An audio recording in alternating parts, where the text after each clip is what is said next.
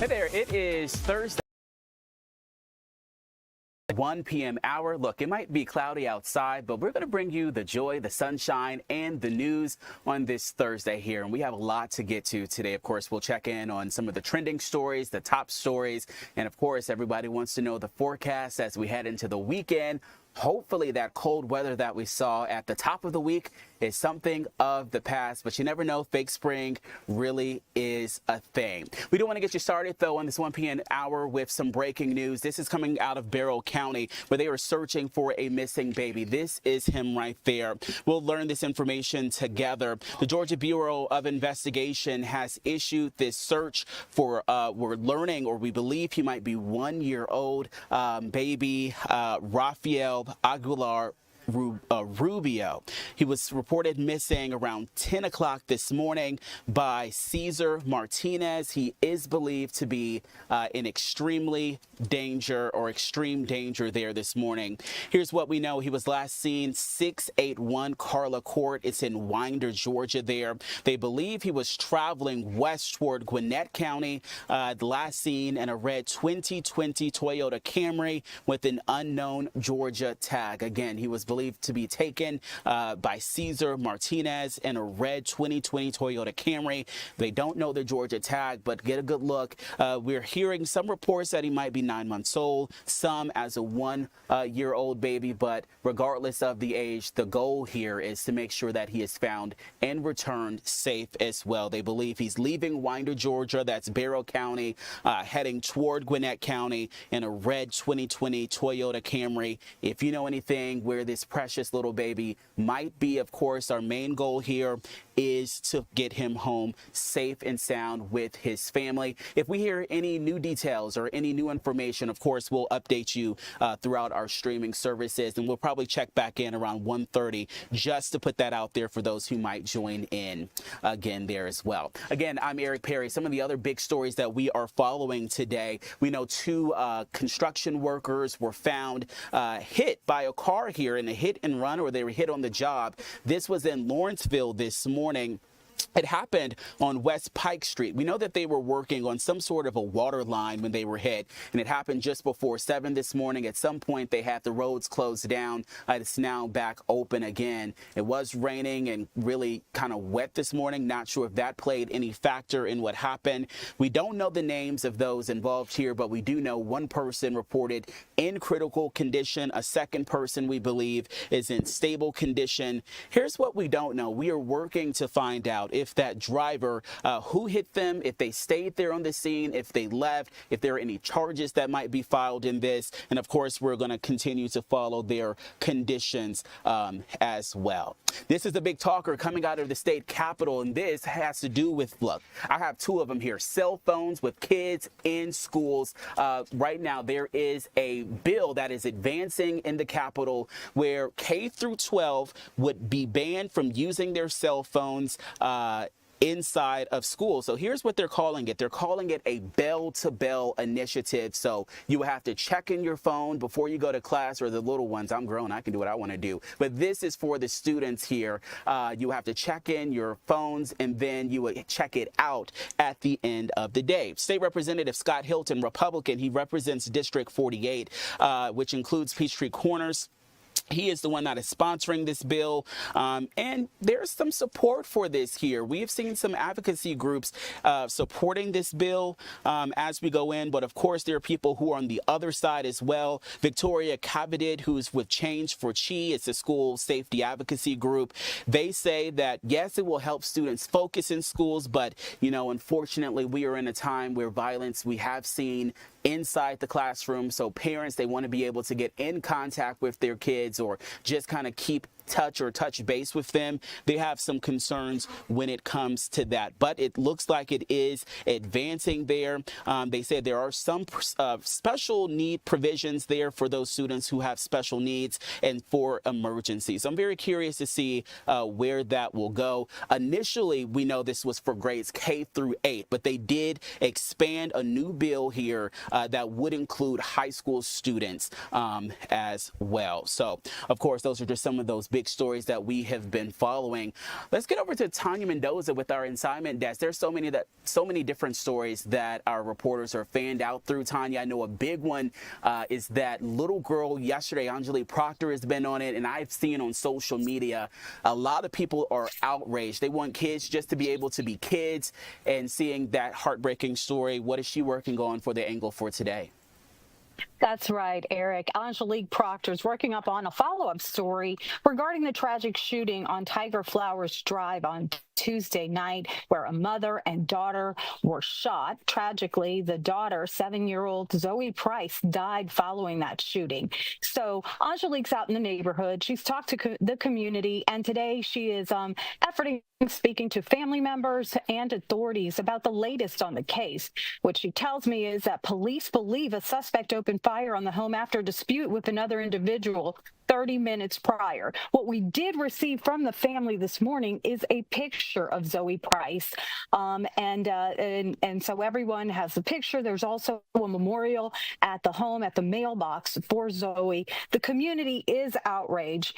Her mother remains in stable condition. And meanwhile, Atlanta Police Chief Shearbaum has issued a blistering ultimatum for the shooter to turn themselves in. A growing memorial is at the home, and neighbors are calling for an end to the senseless gun violence in the community. So that's what Angelique's working on today. We'll have an update later at 4, 5, and 6 from her. Tanya, can I ask a question? I know that there are some efforts. A lot of people want to know how they can help this family. Do we know of any maybe GoFundMes or fundraising efforts? Or I know prayers is what this family really needs, but something tangible that the people watching can do to help this family. I believe there is a GoFundMe. I actually asked Angelique Proctor to ask the family that today because we have received some calls with people wanting to help. So she is working on that, and once we get that, we will try to put it on our website as soon as possible. All right, Tanya, I know another big story that you guys have been following. It comes with Colin Gray, the father of accused killer Colin Gray in that Apalachee High School. What can we expect to happen today in the court in the trial? That's right. Kevin Stewart is out in Barrow County following up on the trial. It's day 9 of the trial, and prosecutors are in court right now. What they showed today from investigators from the DA's office were receipts for gun magazine purchases that Colin Gray gave his son access to. The gun that was used in the attack. Also, they showed text messages where Colt asked for his father to buy him ammo. So that was shown in court today. We do have some sound from one of the investigators at the trial today, if we can play that sound. The purchase authorized November 17th from Mike's Gun Room in Winder for $559.50. And then is the total between $559 and $350? Would that be consistent with the price of a 6-hour rifle? Yes.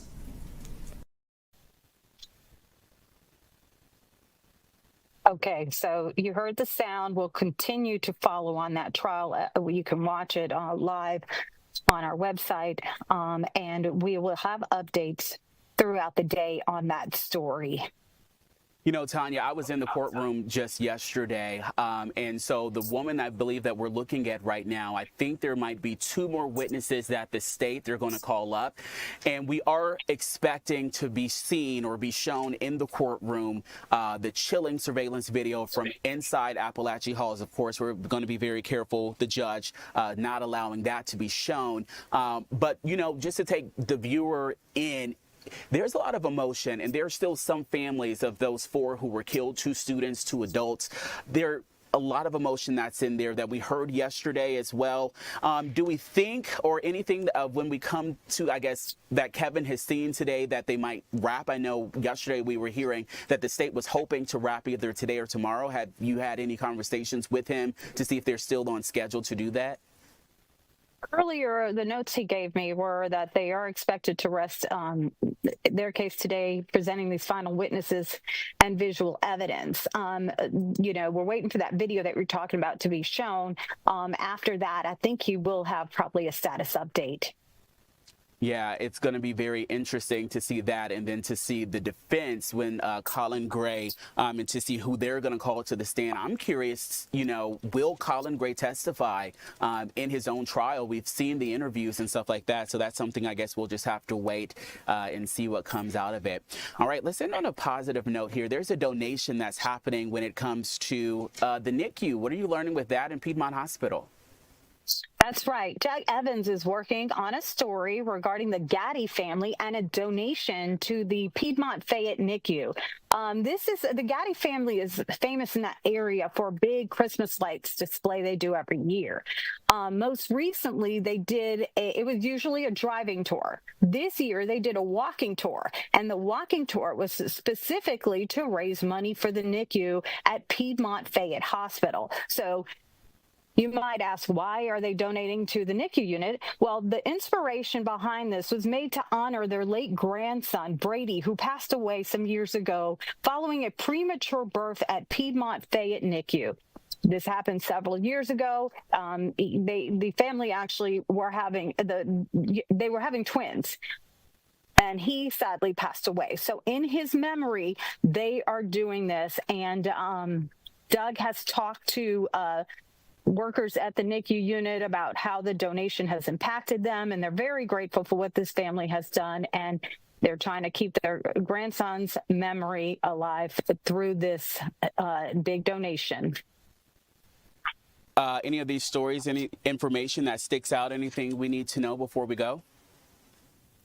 I don't think so. I think that you were mentioning the trial, and there is heavy emotion at the trial. It's really impactful to the community in Barrow County.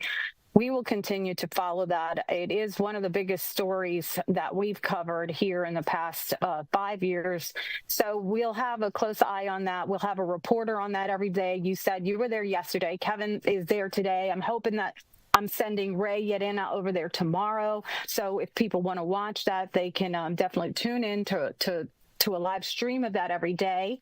And we will have the latest reports on that in all newscasts.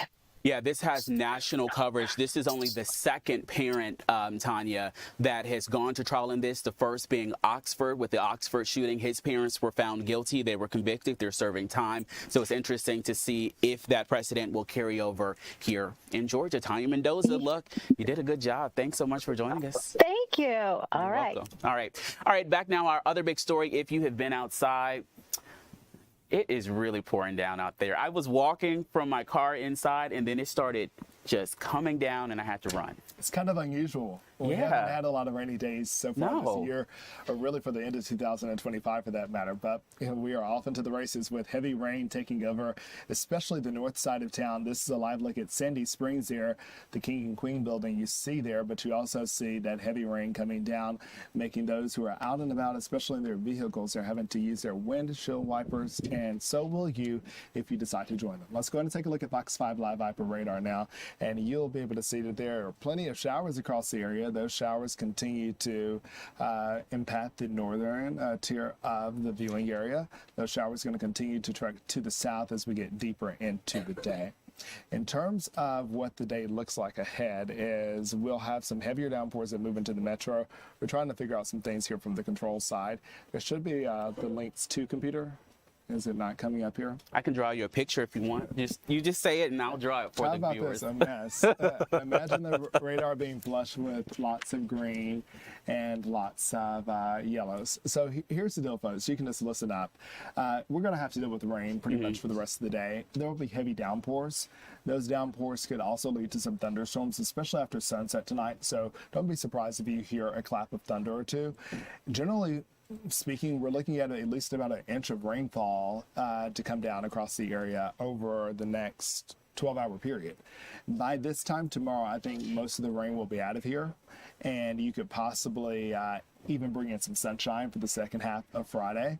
We'll start out with a generous amount of cloud cover, temperatures in the 60s, but the weekend is what I'm most proud of. Look at that, plenty of sunshine, temperatures starting out in the 50s, ultimately ending up in the low 70s and mid 70s by Sunday. 75. I know there's a big race happening this weekend, the Publix half marathon and the full marathon that's coming in. So the runners have some good news coming from Jonathan Stacy. Yep, it should be delightful outside. So we just got to get through today, and once again, expect periods of heavy rain. No severe storms expected, though. All right, Jonathan Stacy, thanks so much. All right, we'll be right back. When we come back, we're talking about Black History Month and really some stories with the AJC and how they have committed to the community and telling the legacy and the history. We'll be right back.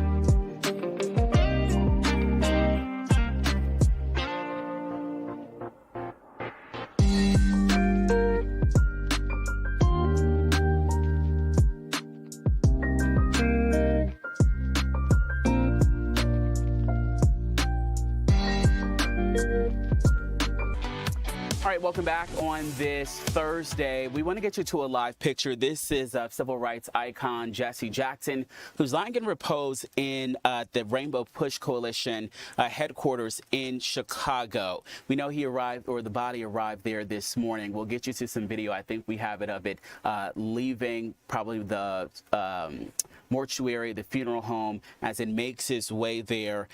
Today's services will kick off a series of memorial events that are happening, set to take place in Washington, D.C., also Jackson's native of South Carolina, and then, of course, Chicago, where he spent a lot of his time. Those services will be open to the public.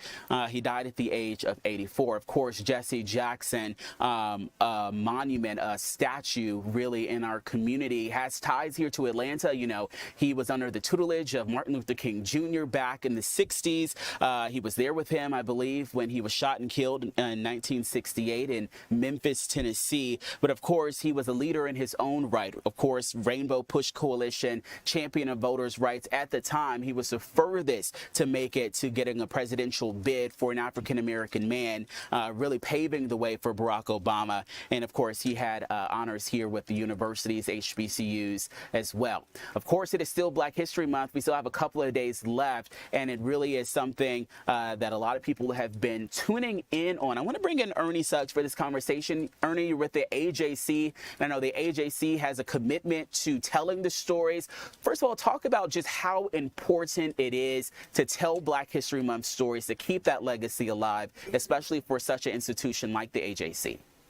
Well, thanks for having me. I mean, I think you're leading with Jesse Jackson's passing is emblematic of what we want to do here at the Atlanta Journal-Constitution in covering Black History Month and covering race. And we've been doing it here for 11 years, consistently covering with our Black History Month project, which is a devoted annual thing that we do every year, because we understand how important it is. We understand that Atlanta is a very important city, not only financially and sports-wise and culturally, but it's also a very important city in the sense of what America's Black history has taught us, what America's Black history continues to tell us, because Black history is American history, and of course in Atlanta, Black history is Atlanta's history. So as a newspaper, as an organization, we want to continue to tell that story, and we do a fantastic job covering it, telling it every day, but we do an extra special, devoted, intentional job doing it every February for Black History Month. So we're very proud of the work we're doing. Walk us through any standouts for this year. So many figures, so many history makers that are happening. Any standouts for you this year? Well, it's like, Prince said about all of his songs. They're all standouts. They're all beautiful.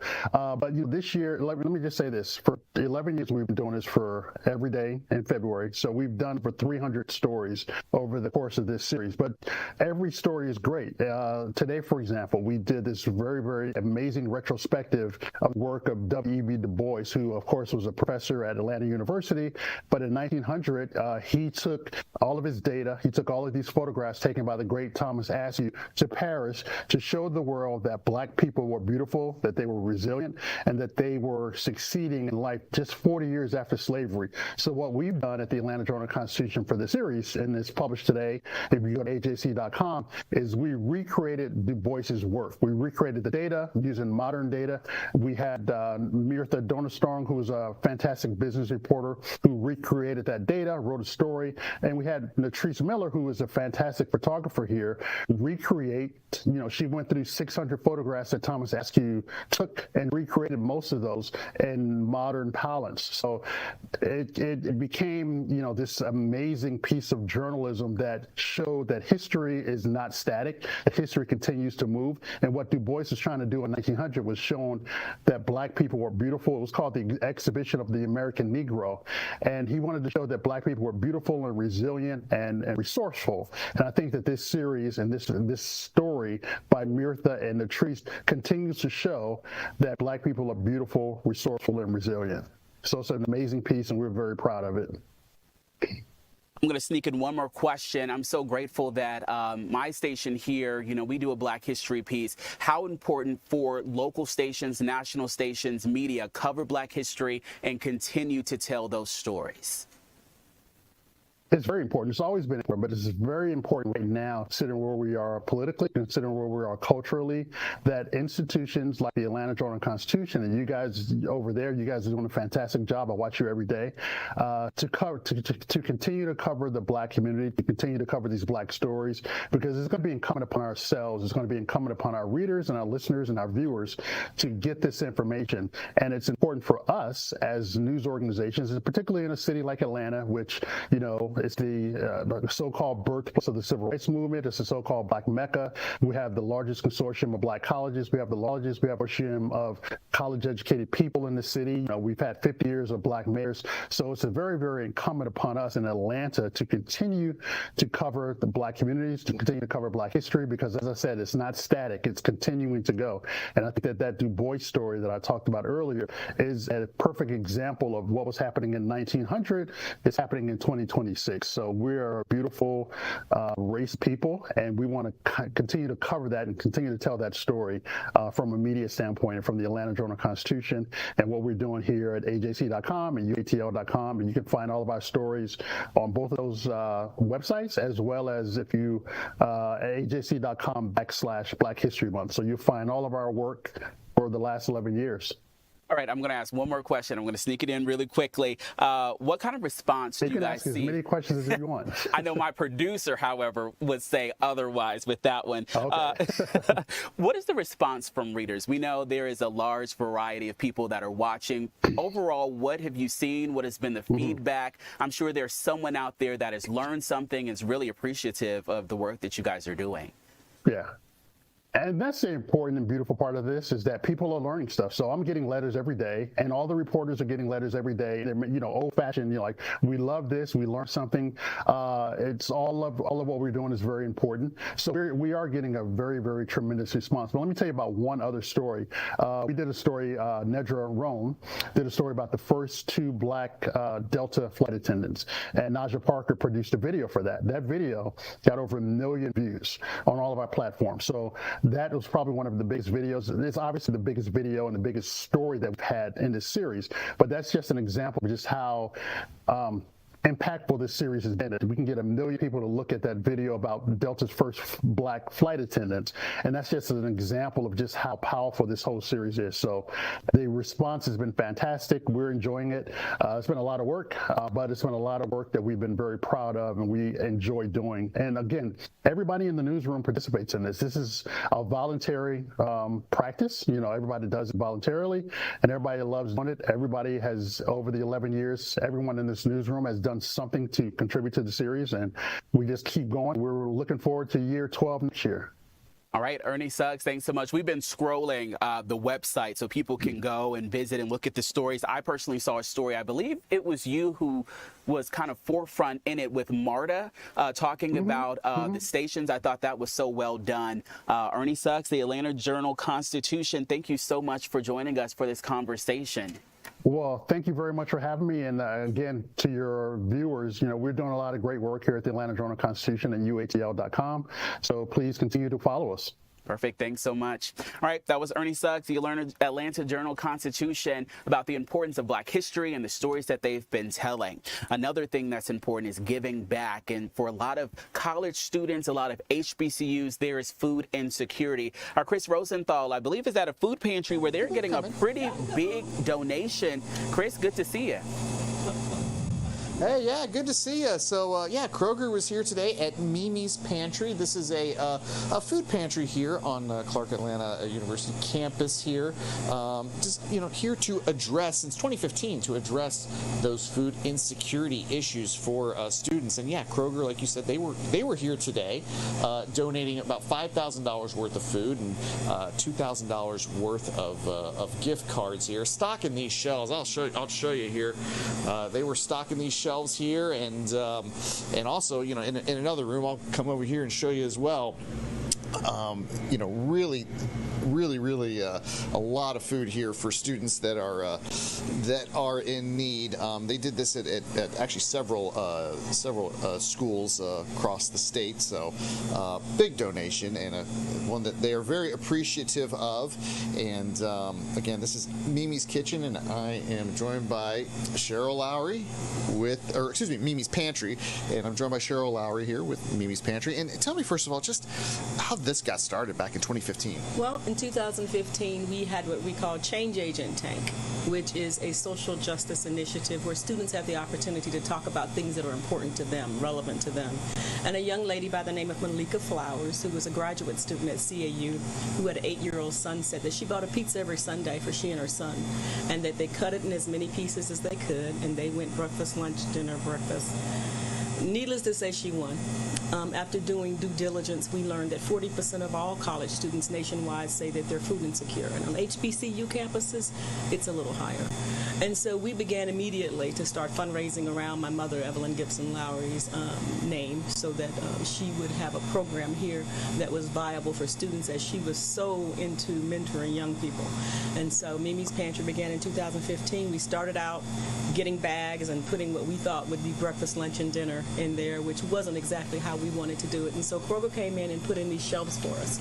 And once we had the shelves, we were able to start really creating a grocery store experience where people come in with the dignity of finding out what they want, what they need. And they're able to do that Tuesday through Friday, 1 o'clock to 5 o'clock. And we're here for them. We have a satellite location on the campus of Spelman College. We have a satellite Mimi's Pantry on the campus of Morehouse College. And students from any AU Center school without a full meal plan is eligible to come here to Clark Atlanta University. Yeah, we've already, you opened it up at 1 o'clock, and I've already seen a bunch of students coming through. I mean, talk to me about the need. I mean, how many meals have you guys, or how many, food? How much food have you guys given out? Well, looking at the 2024-25 school year that ended this past May, we did 9,000 visits, and so it's a real issue for students, particularly those who are off campus. A lot of the commuter students have no meal plan whatsoever. Many of the students have a 10 plan a week or some other kind of plan, but it's not 3 meals a day. And so we're here to say that if you, we look at that as a social justice issue. If you don't have 3 meals a day, then we're here for you, and you're welcome to come here as often as you need to.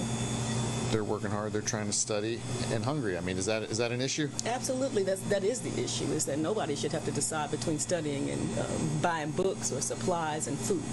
And so we make sure that we bridge that gap, that they're able to focus on their work because they don't have to worry about where their next meal is coming from. Yeah. And it's hard to work when you're hungry as well. It's impossible to work when you're hungry. Yeah. It's impossible to learn when you're hungry. It makes it extremely difficult. And so that's a barrier we don't need, and we just make sure that these students don't have that barrier.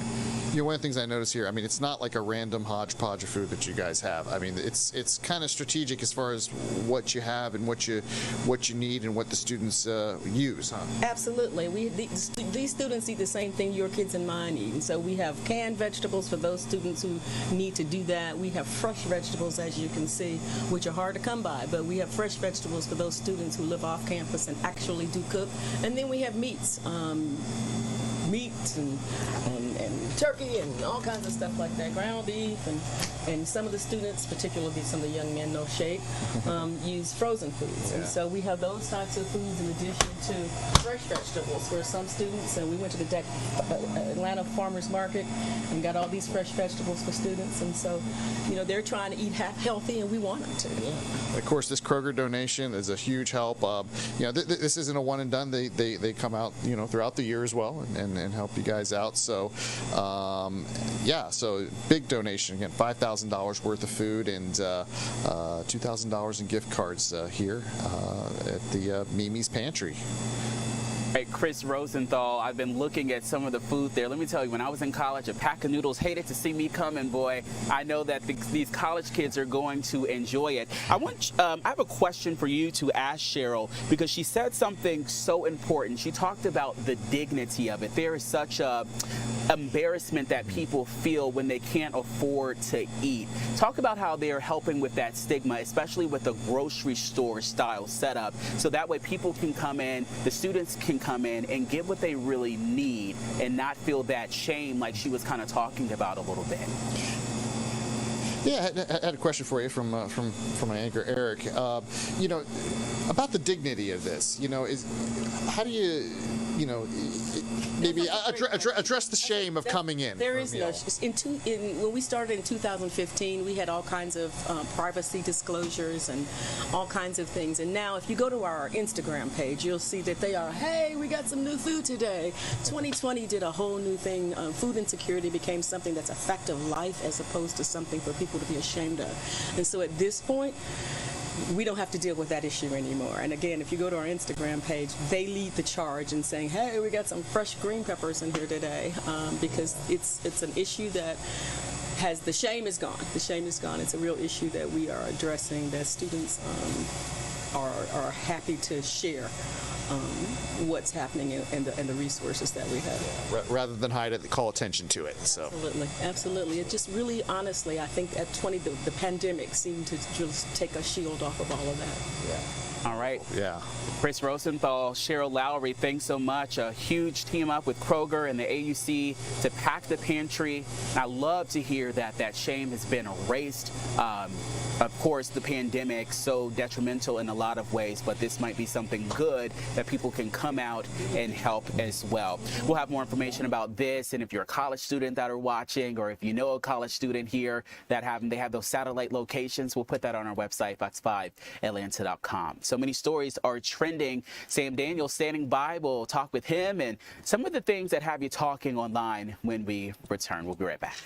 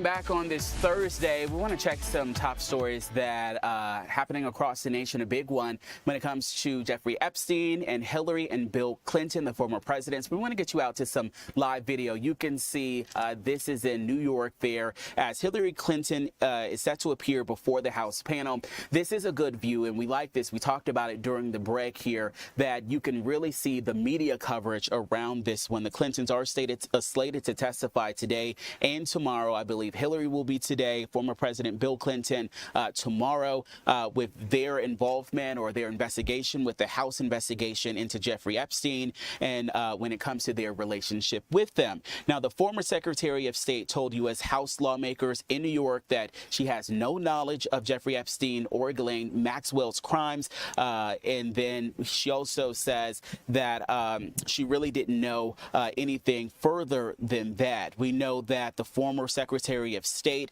they agreed to testify before the committee. I know she said in some sort of an interview a while back that they have nothing to hide and that they want to be able to put this behind them.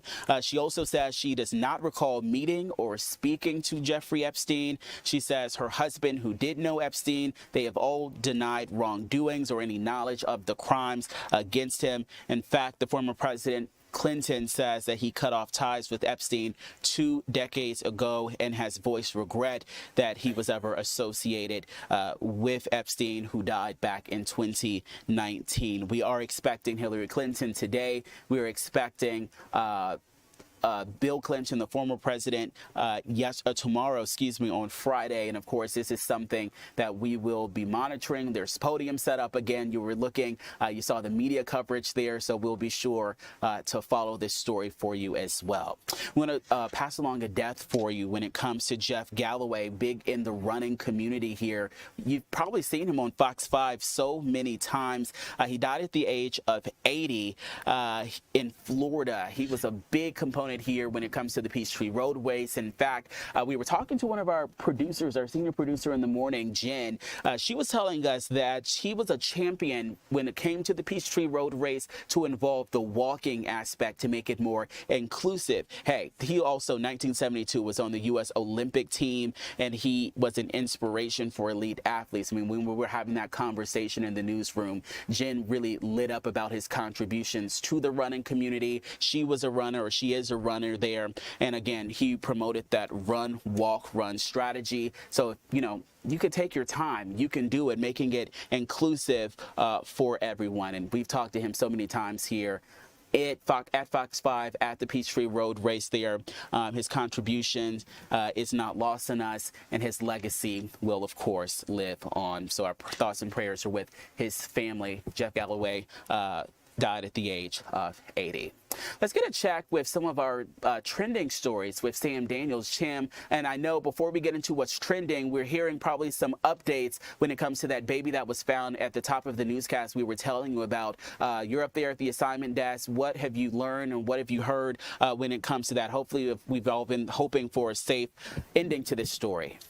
Yes, it is really good news. Our assignment manager, Tanya Mendoza, who was on the show at the start of 1 o'clock, just confirmed with the Barrow County Sheriff's Office that the baby has been found safe.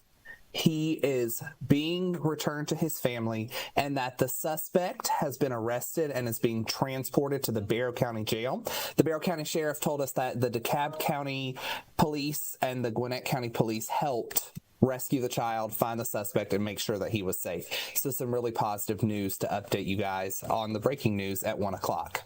All right, Sam, yeah, that's definitely good news. Another big story that we've been following comes with a woman in DeKalb County found by dogs. I know we didn't know at one point what the circumstances, but we're now learning that she's believed to have been mauled by those dogs. Yes, and we actually just got some brand new information on this. It just came in to my email probably 5-10 minutes ago, so soon that I haven't even had time to update the article. So the DeKalb County Department of Public Safety, which is over animal services in DeKalb County, is telling us that they responded to a home on Anderson Valley Drive Tuesday after a husband came home and found his wife in medical distress is their terminology. They said that everybody showed up. They started kind of searching the premises. There were 15 dogs at this house at the time of this mauling. 9 of the 15 were in the room when the fatal attack occurred. After the attack, the DeKalb County Medical Examiner tells us that they have proven that the cause of death was exsanguination, which is bleeding out. So they're saying because of puncture wounds that came from the dog. The woman, who is identified as, let me double check her name here to make sure, Minova Tinsley, was killed by the dogs, and it was her husband who found her. So now all 15 dogs have been surrendered to animal services. They're in a 10-day quarantine that's in accordance with state rabies control, just to see if the dogs have rabies. The dogs that were in the room at the time of the attack will have different circumstances than the ones that were not. But the Animal Services tells us that that will be updated as they learn more. Animal Services also telling us, unfortunately, because of this influx of 15 dogs, that puts them over their 475 kennel space. So if 13 dogs are not fostered or adopted by tonight at 7 p.m., 13 dogs will have to be euthanized. So that's 13 dogs unrelated to this mauling case, but because 15 dogs were surrendered to Lifeline Animal Project, 13 dogs may have to be euthanized tonight.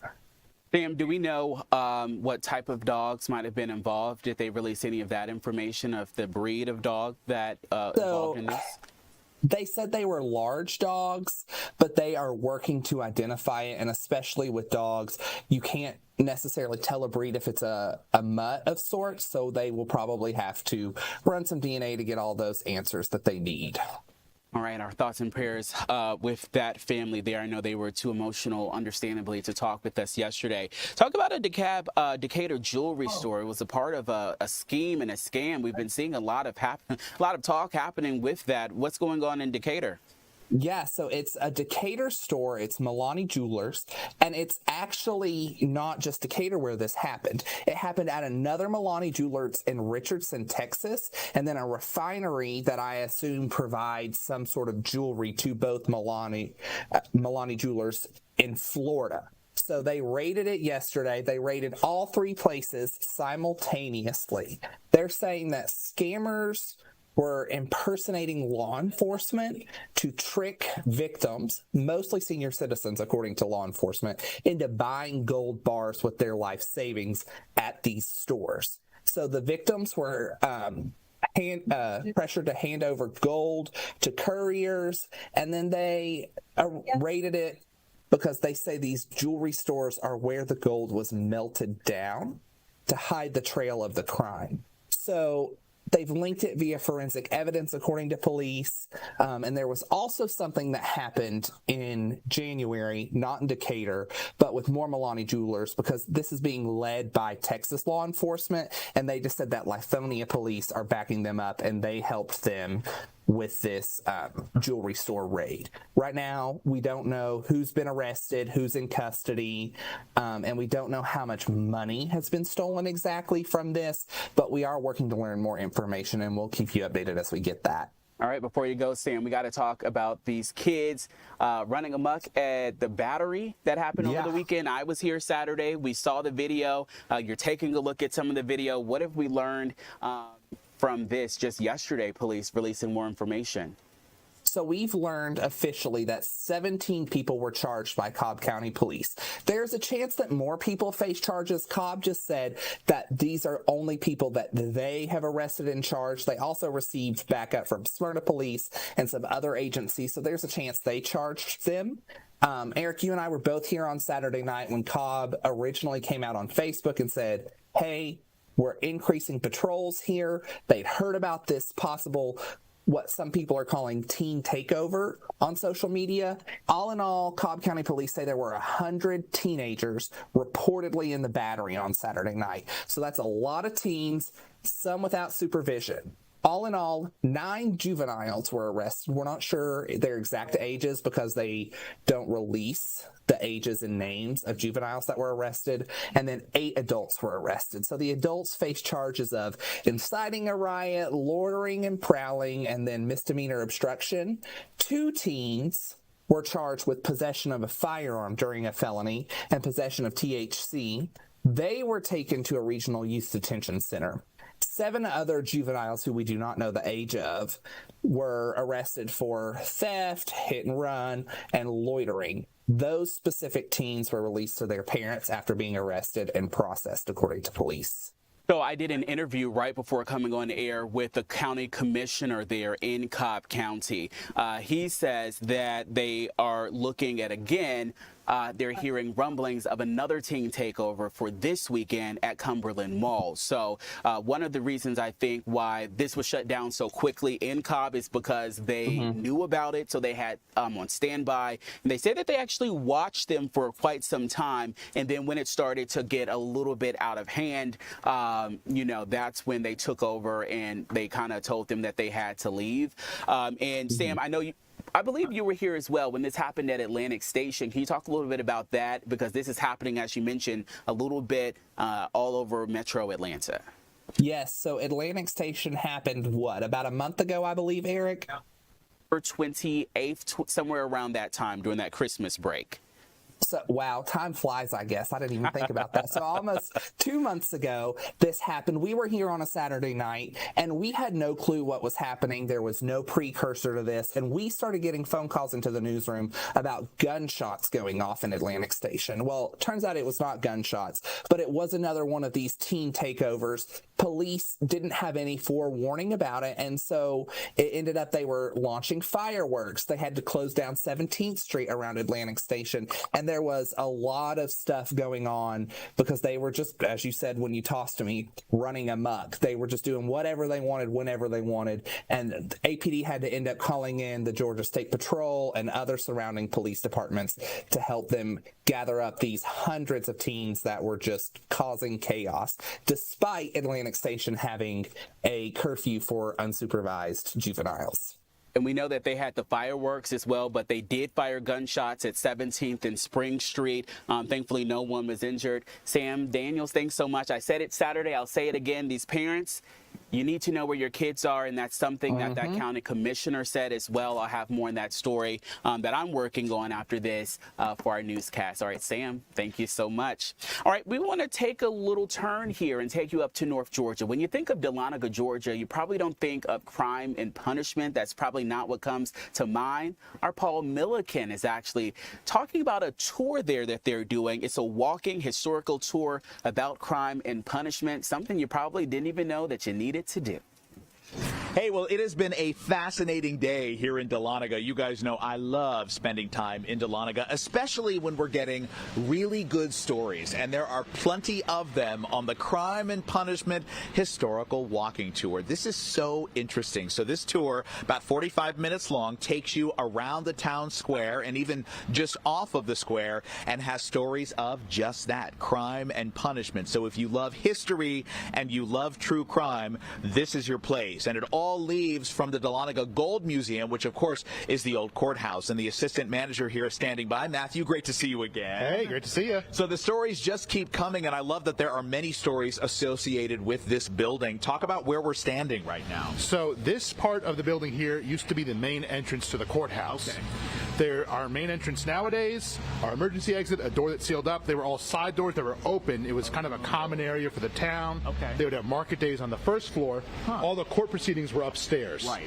And you would come in to watch court proceedings through this entrance here. Interesting. Okay, so what happened in this area? So, we think around this area in 1906, there was a crowd being harassed at, cursed at, sworn at by a certain man. Okay. He was arguing for the sheriff to be reelected in his upcoming reelection campaign. Okay. The sheriff's notified to the disturbance. He shows up, he starts hitting the man, saying, "You don't need to do this for me." Ooh. The man's younger brother tackles the sheriff. The crowd separates them.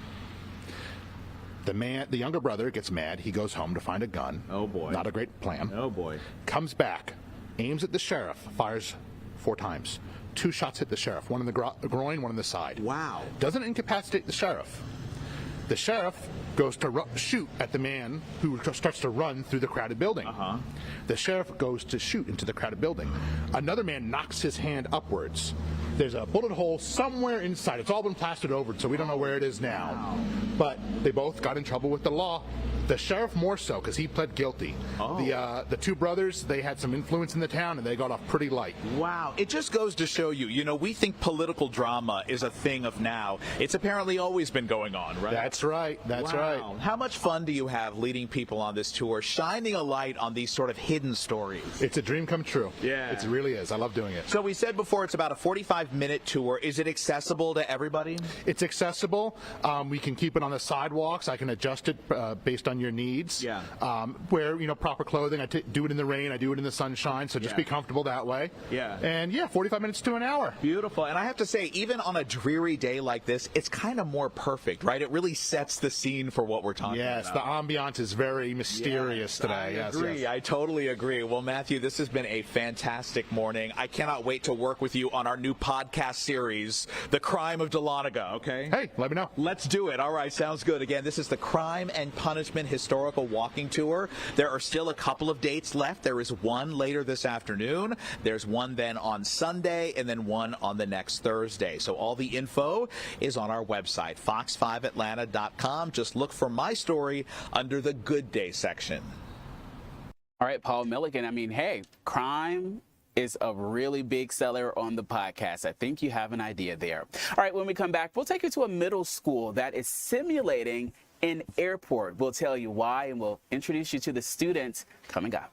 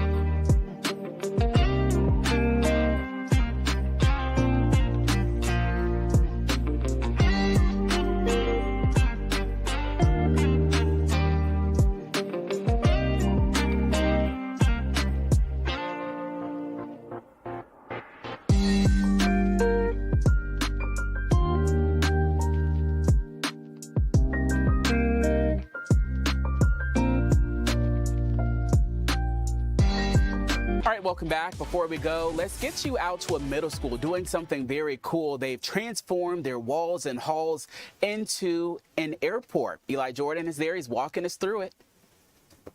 Hey, good afternoon. Yes, I am at Price Middle School, where kids are getting a real-world hands-on experience of what it's like to board a plane, travel, and to get to their destination, and also learn a little bit about what it takes for an airliner to do what they do. And joining me now is Lauren Phillips. Hey, Lauren, how you doing? Hi, how are you? I'm doing all right. So tell me, what all is going on? I see that we're at Customs right here now. Yes, so we have Customs here, and what we want to give the kids like a real-world experience. So we're taking them through every step of the process. They check in at the check-in counter.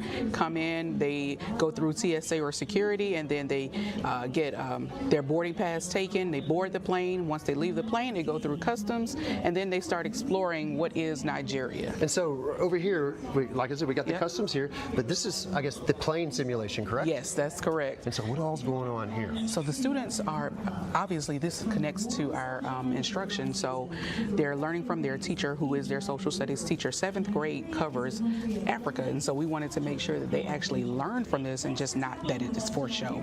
And so the students are currently traveling on a flight to Nigeria.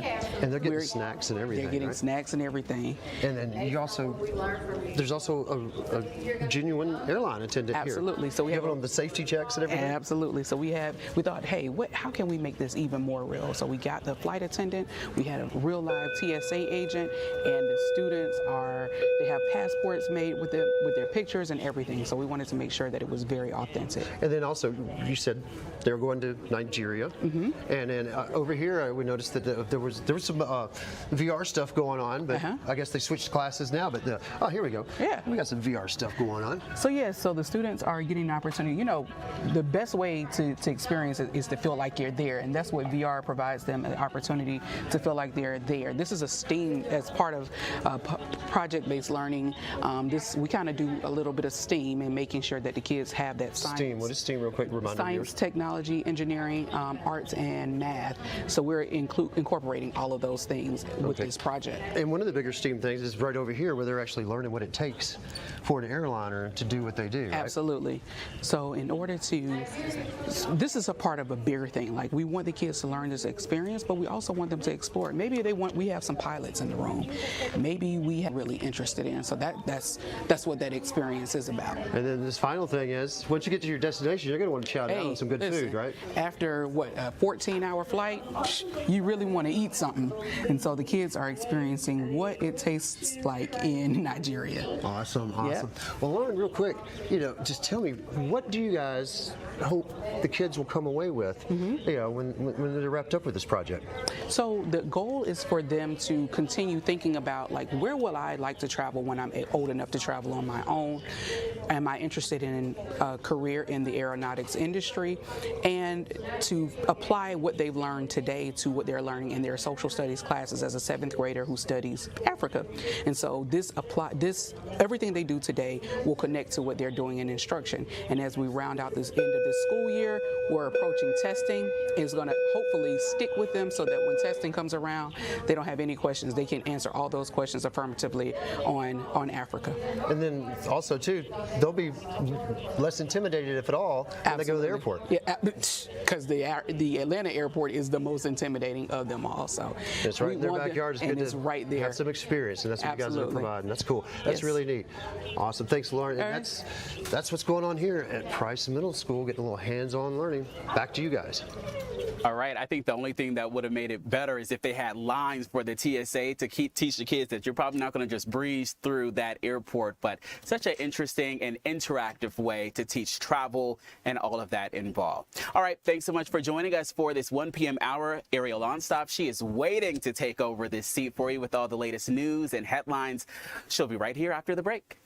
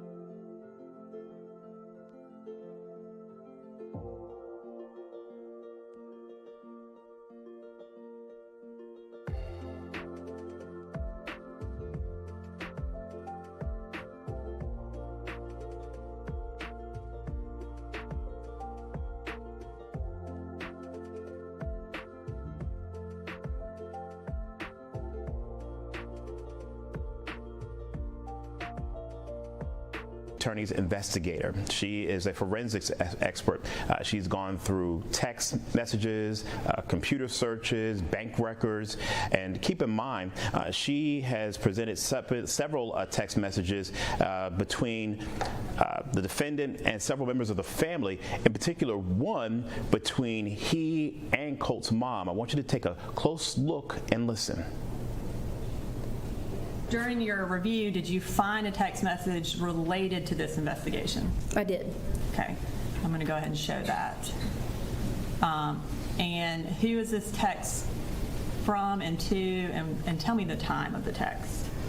So this is from, it's the number ending in 8572. It says me, which is the owner of the phone, which would be Marcy Gray at this time.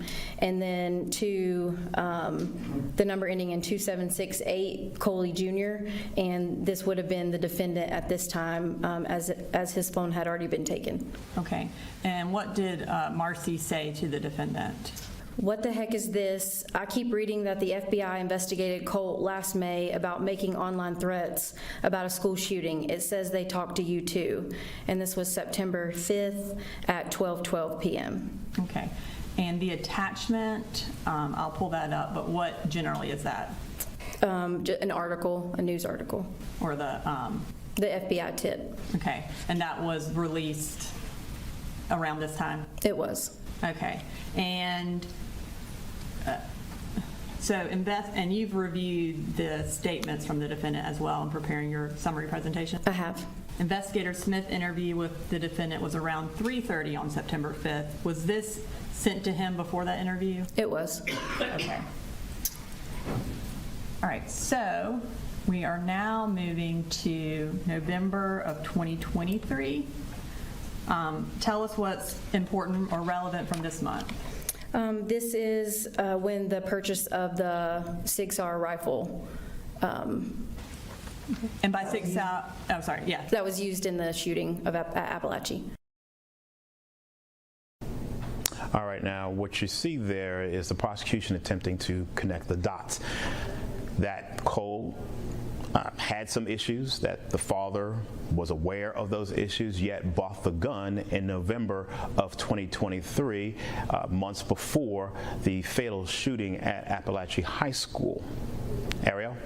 Yeah, Kevin, really fascinating to see kind of the logic and train of thought. When you played that that clip from the investigator, you can get a sense of what they're trying to do for sure.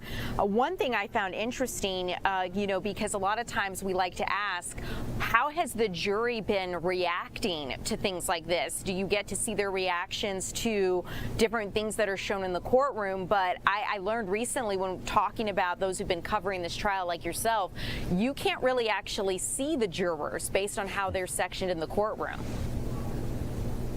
Yeah, that's accurate. That's something that usually we try to take a look at, but that's not possible. I can tell you that there's actually one juror who has been sick, and we got started late today, and so they've had to take some precautions there. So it'll be interesting to see if we go up until 5 o'clock as we have previously. Yeah, Kevin, final question here just as we wrap up. Prosecution expected to call some of their final witnesses. So is there any word yet on who the defense might call? Do we expect that Colin Gray might even take the stand himself? Any word on that? I haven't heard that. I've not seen a witness list. It is something that's always interesting to see if the defendant takes a stand. Typically, they do not. They don't have to. But it would be a very unique strategy. I think it might be kind of tough to put him on the stand and put him in a situation where he has to answer for a lot of this, because this is really a tough situation. You don't know what a jury might come back with, but certainly that would be a roll of the dice to put him on the stand, I think. Kevin, I always appreciate our conversations. Thanks for letting us know where we stand so far in this trial. I know this won't be the last time we discuss, so I'll let you get back into the courtroom and keep listening to testimony. But thanks so much for joining us live. I appreciate it.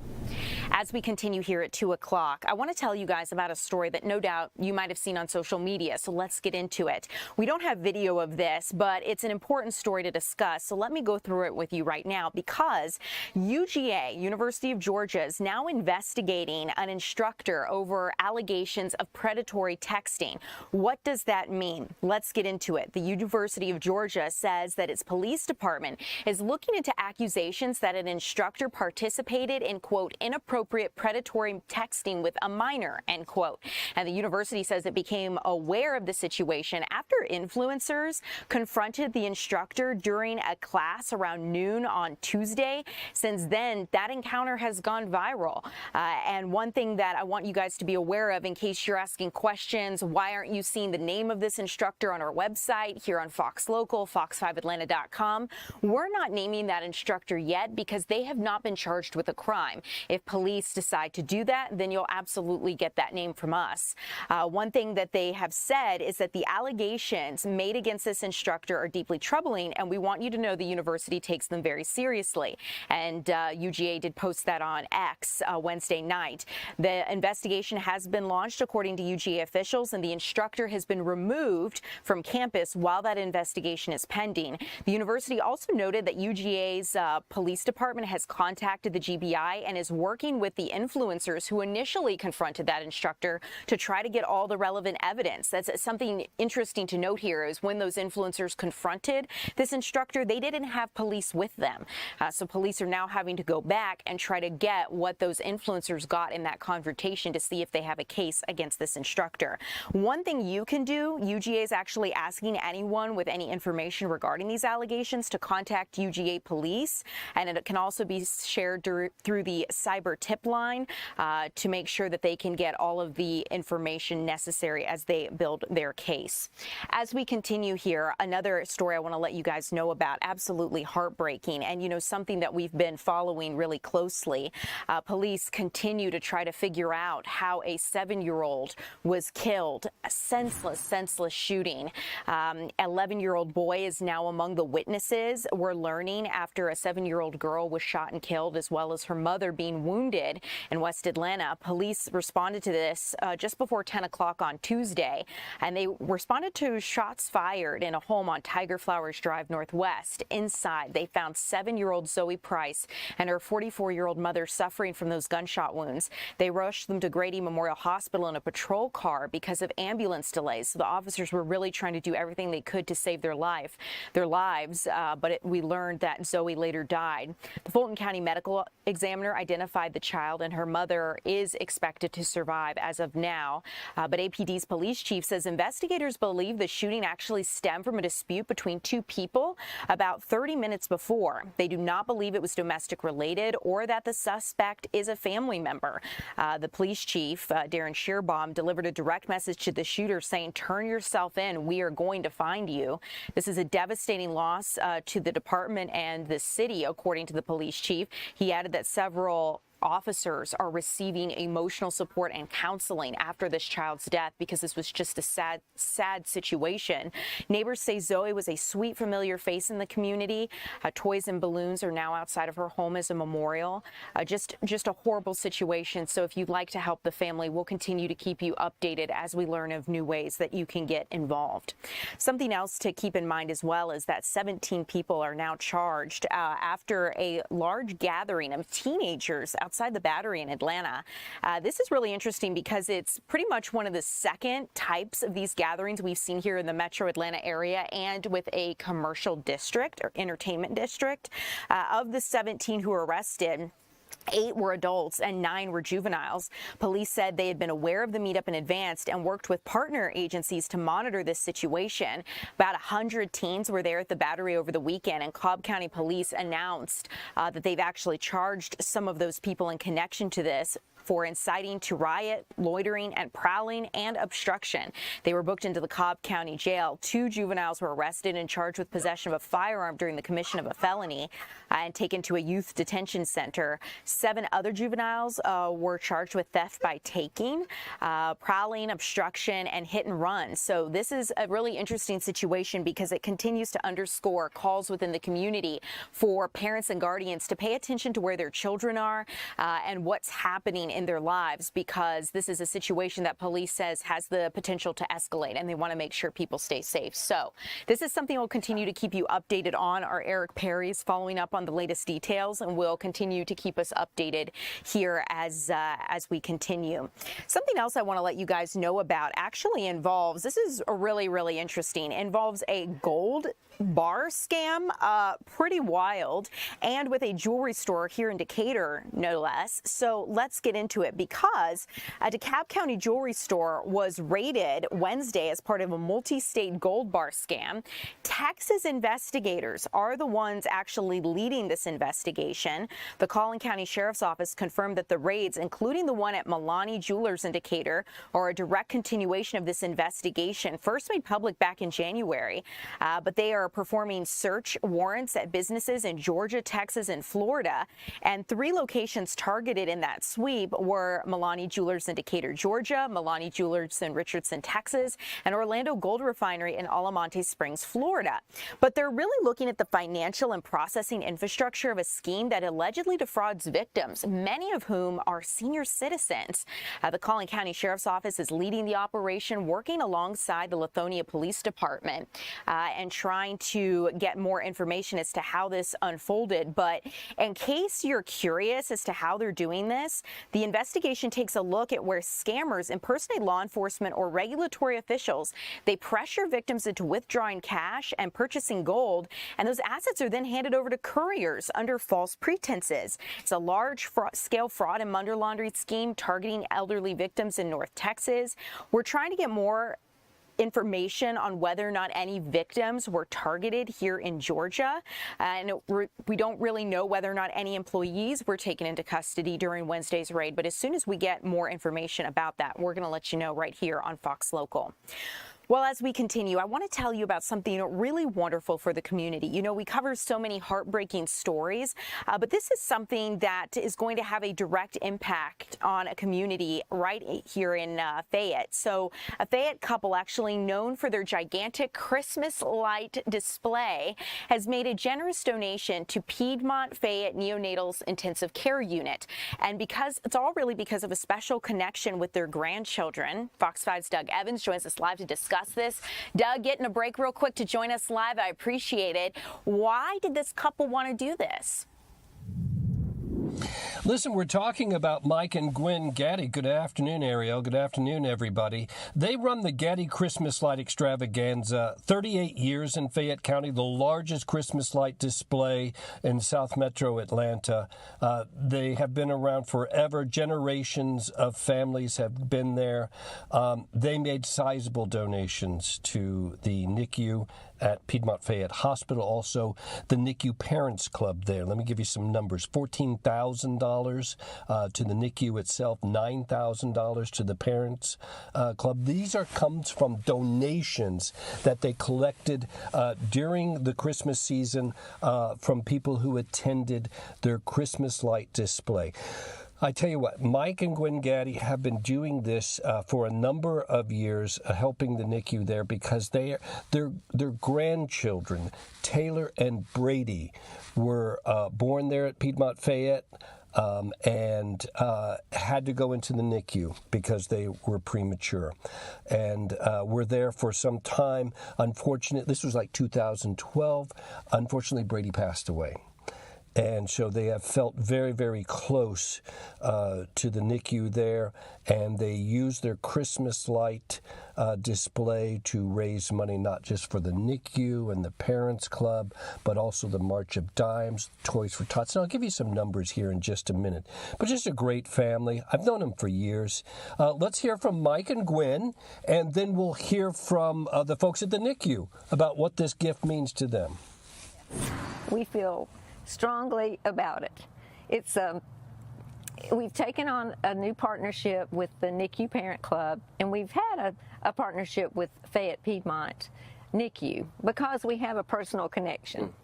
So we felt like it was a great thing to take care of our community and the people in it who have children that might have, you know, some complications at birth. What the NICU Parent Club does, they lend a helping hand in finding resources for these people who go in the hospital believing that they're having a perfectly normal baby that's well and healthy and they're just going to go home and have a great time, and it doesn't happen that way. And you have this sick child and you don't know what to do. What do I do with this baby? I've got to get help for my baby. And that's what they do. Yeah, so like I said, they really appreciate the community. They're always trying to be helpful. And so here in the NICU, they have ties with us in the NICU. And so over the years, they bought us different pieces of equipment. They have donated all kinds of good things for the babies as far as, you can talk a little bit about some of the one year, packages. They brought some packages when they came and gave their donation of a kangaroo chair, or it might have been with one of the cribs that they had donated that had clothes and mobiles for the babies and just all kinds of sweet things to help our families and raise their spirits. Because they know what it's like to sit here day after day with an infant. They do. They know what it's like for these parents. It's such a scary time, and it's not the most comfortable place to be for many, many hours. And you want to trust that the people that work here care as much as you do, and that everything that we have to provide for you is surrounding making sure that you're okay during that time. Yeah, so one of the things that Mike and Gwen did this year that was one of a kind, first ever that they've done this in their 38 years, is they allowed a walking tour through the Christmas light display. Usually you drive through, right? And as I said, generations of families here in South Metro Atlanta have been doing that for years. This year, they let people walk through on a special night, and that was to raise money for the parents group there for the NICU. Let me run down some numbers for you from this year. So $14,500 to the NICU itself. They say they're going to use some of that money to buy a special wand that is for an ultrasound that will help them give these little bitty babies, right? We're talking little bitty babies, IVs. And so it's something they desperately need, something they'll be able to buy now. $14,000 there, $9,000 to the NICU Parents Club. They do wonderful work for the families that are there. $6,000 to the March of Dimes. They also collected 1,800 Toys for Tots and gave a donation of over $3,000 to Toys for Tots as well, Ariel. Wonderful, Doug. You know, this is a kind of story that just warms your heart, and it takes the whole community to be able to do something like this. So I love to see it. What a worthy cause. You know, I echo what Gwen said, just the idea that no family wants to have a baby that isn't the picture of health. It can be such a nightmare. And, you know, I've had so many friends deal with this situation where you end up having to go home without your baby. It's a reality you never thought you'd see. So just the idea that they're trying to make that process easier and help little ones get the care they need, it's everything. It really is. And, you know, and this is a very special family. They themselves had that heartbreak back in 2012 with the loss of Brady. They've had some setbacks as well with their Christmas light display, and we've covered that here on Fox 5. I don't know if you remember, but they suffered a devastating fire in 2024 where the wiring, miles and miles of electrical wiring for this very elaborate display was wiped out in a fire on their farm. And that story made national headlines because of the reputation that this family has. And we didn't know if Christmas was going on at the Gaddy farm that year, whether there was going to be a display. All of a sudden, we did the story, made national headlines then. All of a sudden, miles and miles of wiring and donations started pouring in from all over the country to help this family out, to put on the Christmas and to carry on their tradition of giving back to their community. It's what community is all about, Doug. I appreciate you bringing this story to us. Thanks so much. I'll let you get back to information gathering. Stay dry out there, Doug. Thanks so much. As we continue here, you guys, we're going to get a check of your weather forecast with meteorologist Jonathan Stacy. He is standing by. I also know so many of you, of course, always want to know where we stand with any potential investigations into Jeffrey Epstein. And I can tell you today, Hillary Clinton is testifying before the House Oversight Committee. It's a closed-door testimony, but I'm going to tell you what's happening with that coming up next.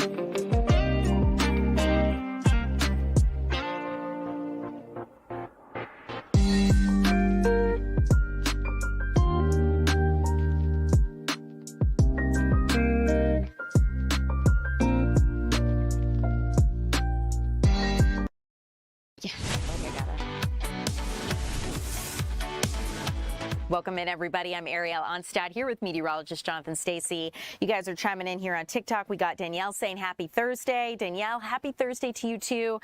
It's a little rainy out there right now. Not complaining, Jonathan. It's quite damp outside, and I don't think it's going to come to an end before the day comes to an end. We'll have showers that ride on through the post-sunset period through the overnight, and then a couple sneaking into Friday.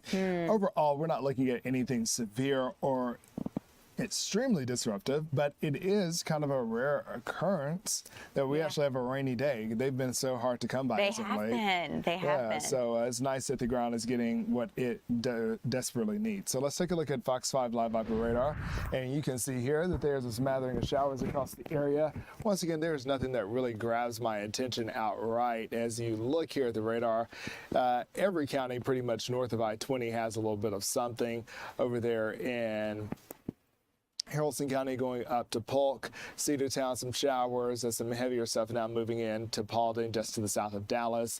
Not looking too shabby for South Fulton, but it looks like there's some moisture on the other side of 75 as you get into Cobb County. In terms of the metro area, it's all down in East Point.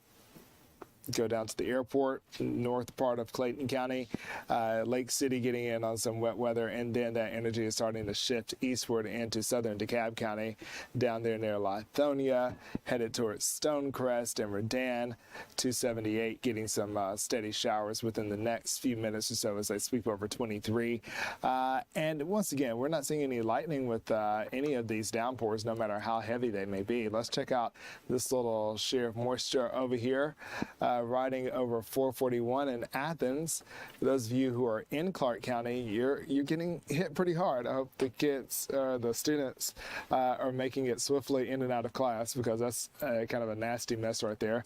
No thunder or lightning associated with this particular line of energy as it rolls into Oconee County along 129. So that's what we have out and about right now. What happens next is going to be more of the same.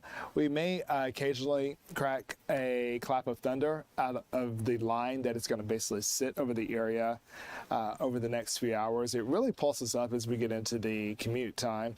Taking you through the 10 o'clock hour, it gets a bit more, I guess it kind of expands, if you will. Yeah, and I've seen that. The focus of the energy really becomes the south side. So for the Atlanta metro area and points to the north, there will be light showers passing. But as you make your way down 85, 20, 75 to the south and to the east of the city, I'm talking about it's going to make some noise overnight as you're going to have some heavy rain. And that's when I think we'll have the thunder and lightning coming in. Once again, we're looking for little swaths of yellow there. Didn't see too much in the way of that, but I think there will be some electricity associated with these storms. It should all calm down by tomorrow midday. In terms of the remaining rainfall that we could possibly get, I think where you can get an inch or more is down south from LaGrange to Thomaston, Eaton, going up to Athens, maybe even an inch. If you're up to the north, anywhere between, I say, a half inch and maybe 3/4 are possible for the remainder of the day into the first part of tomorrow. The winds are starting to settle down as we speak. You could get a breeze or a blow tomorrow, but as you can see here, the trend is for us to put up with the steadier downpours for the remainder of the day, 6, 7, 8 o'clock. Still got some rain out there. I think the storms will be more robust down to the south as we go to bed tonight, but waking up tomorrow morning, everybody should start to experience some clearing. I think the clouds are going to be thick first thing in the morning, but as we go through the day, the sun is going to peek his head out and it's largely in charge by the afternoon. Some fog first thing Saturday morning, and then the sun pops out, and so do some high 60s, and then it looks like 70s for the first day of March, also known as the first day of meteorological spring. Okay, so Jonathan, anytime the groundhog was trying to call, as early as it did, he did say 6 more weeks of winter, but anything before March is just kind of silly at that point. Yeah, we can't. It's like it's a wing and a prayer that you're riding on that February is going to suddenly, after February 2nd, that we're going to warm up and not get cold again. And we have seen that for ourselves, or felt it for ourselves. However, it looks like March is off to a great start, and a long-term forecast suggests that we're going to continue to capitalize on the warm-up that we'll kick off with on Sunday. Good to know. Jonathan, thanks so much. Appreciate it. As we continue, you guys, let's get to a story that a lot of you guys are talking about, something that we continue to follow closely here in the Fox 5 newsroom. Former Secretary of State Hillary Clinton tells U.S. lawmakers today that she had no knowledge of Jeffrey Epstein or Ghislaine Maxwell's crimes, and she said that she had no idea about their criminal activities, nor does she ever recall encountering Mr. Epstein. That was in an opening statement that she also shared on social media. But House Oversight Committee Chair James Comer says that lawmakers have a lot of questions for her. She testified, or is continuing to testify, before lawmakers today. And as Congress continues its investigation into convicted sex offender Jeffrey Epstein, her husband, former President Bill Clinton, is expected to testify tomorrow on Friday. This is going to be the first time a former president has been forced to testify before Congress. The closed-door depositions are happening in New York, the Clintons' hometown, to be specific. And while Epstein had ties to Bill Clinton for years, the former president wrote in his 2024 memoir that traveling with Epstein was, quote, not worth the years of questioning, and that he wished he, quote, never met him, end quote. Now, though Hillary Clinton has said she did not recall personally meeting Jeffrey Epstein, she did, however, interact with his former girlfriend, Ghislaine Maxwell, quite a few times. The Clintons have not been accused of any wrongdoing in their relationship with Epstein. But let's take a listen to what House Committee Chair James Comer had to say this morning before they began that deposition. The American people have a lot of questions. To my knowledge, the Clintons haven't answered very many, if any, questions about their knowledge or involvement with Epstein and Maxwell. Again, no one's accusing at this moment the Clintons of any wrongdoing. They're going to have due process, but we have a lot of questions, and the purpose of the whole investigation is to try to understand many things about Epstein. How did he accumulate so much wealth? How was he able to surround himself with some of the most powerful men in the world? Was he an asset for our government or any other government? These are the questions that we're going to ask over the next 2 days, and hopefully we'll be able to get some answers. the Democrats voted to subpoena the Clintons. The Democrats voted with the Republicans to hold the Clintons in contempt. So the Democrats have just as many questions for the Clintons as the Republicans. So this isn't a partisan witch hunt. This was a motion, a bipartisan motion supported by the Democrats to bring the Clintons in. So I don't think it's any type of being unfair in any way to the Clintons. They've never answered questions, unlike President Trump, who gets questioned every day by just about every one of you about his knowledge or involvement with Epstein. To my knowledge, the Clintons haven't answered very many questions about Epstein. So So you got to hear a little bit about what he has to say. And one thing he touched on, you heard him say that this is really a bipartisan push. House Democrats want to make sure that this continued investigation into Jeffrey Epstein, who he knew, what he was able to achieve, the wealth he amassed, how he did it, and these crimes, this focus is going to be bipartisan. They want to make sure lawmakers on both sides continue to look into this. Take a listen to what some of the Democratic lawmakers on the House Oversight Committee had to say this morning. We have said from day one that we want to talk to former President Bill Clinton. And the other person we want to talk to is current President Donald Trump. And so we should be very clear that now that we're going to hear from former President Clinton, I hope that Chairman Comer and the Republicans will join us in demanding that the person who actually appears more times in the files than the former president, who we want to speak with, is President Donald Trump. And so let's get President Trump in front of our committee to answer the questions that are being asked across this country from survivors and from those who have been brutally attacked and raped, sometimes as children. Let's release the files. We had the State of the Union this week, and President Trump spoke for 2 hours and refused to even acknowledge the courageous survivors of Epstein's crimes who were in the chamber. He wouldn't even address the issue. His attorney general refuses to even meet with the survivors. So we want to conduct a serious bipartisan investigation. I'm glad that President Clinton will sit down with us tomorrow and answer questions about his relationship with Jeffrey Epstein. But I wanted to come today to ensure that this is a serious exercise, a serious investigation, and not a political or partisan one. Well, now the investigation on, or rather the deposition, the video of their questioning, lawmakers' questioning of Hillary Clinton, we do expect that to be released once it's approved. And as soon as that's approved, we'll be able to watch it right here on Fox Local once that's made public. But at this point, it has not yet. As we continue, I want to let you know some things unfolding on Capitol Hill. There's still no movement on any effort to fund the Department of Homeland Security, and specifically the agencies within its umbrella like the TSA, Coast Guard, and Secret Service. At this point, Democrats are not budging in their fight for reforms to immigrations and customs enforcement, and they say that they have the American people on their side. President Trump berated them in the speech, his State of the Union speech, for holding up everything from border security to snow cleanup. But Senator Chuck Schumer says so far no one's negotiating, and the only sounds are crickets. Democrats are wanting to make sure that they block funding for the Department of Homeland Security until Republicans agree to reform immigration enforcement. But there's collateral damage this week as we're into this week and a half partial government shutdown, and that's because the Department of Homeland Security has halted all non-emergency recovery work by FEMA, and it could further delay more than a dozen requests for disaster aid. TSA employees are among those, quote, essential workers required to report to their jobs even without pay. And over the weekend, Homeland Security Secretary Kristi Noem announced she was suspending TSA PreCheck. She walked back the decision just hours later, but says it's an option if the number of employee call-outs for TSA grows.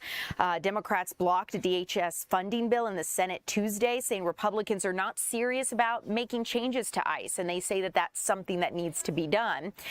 One thing that Chuck Schumer has said is that, which I kind of mentioned earlier, you know, he has said that there is no negotiation really happening between both sides. While much of the Department of Homeland Security is running out of money, ICE got a budget boost 7 times their typical funding last year.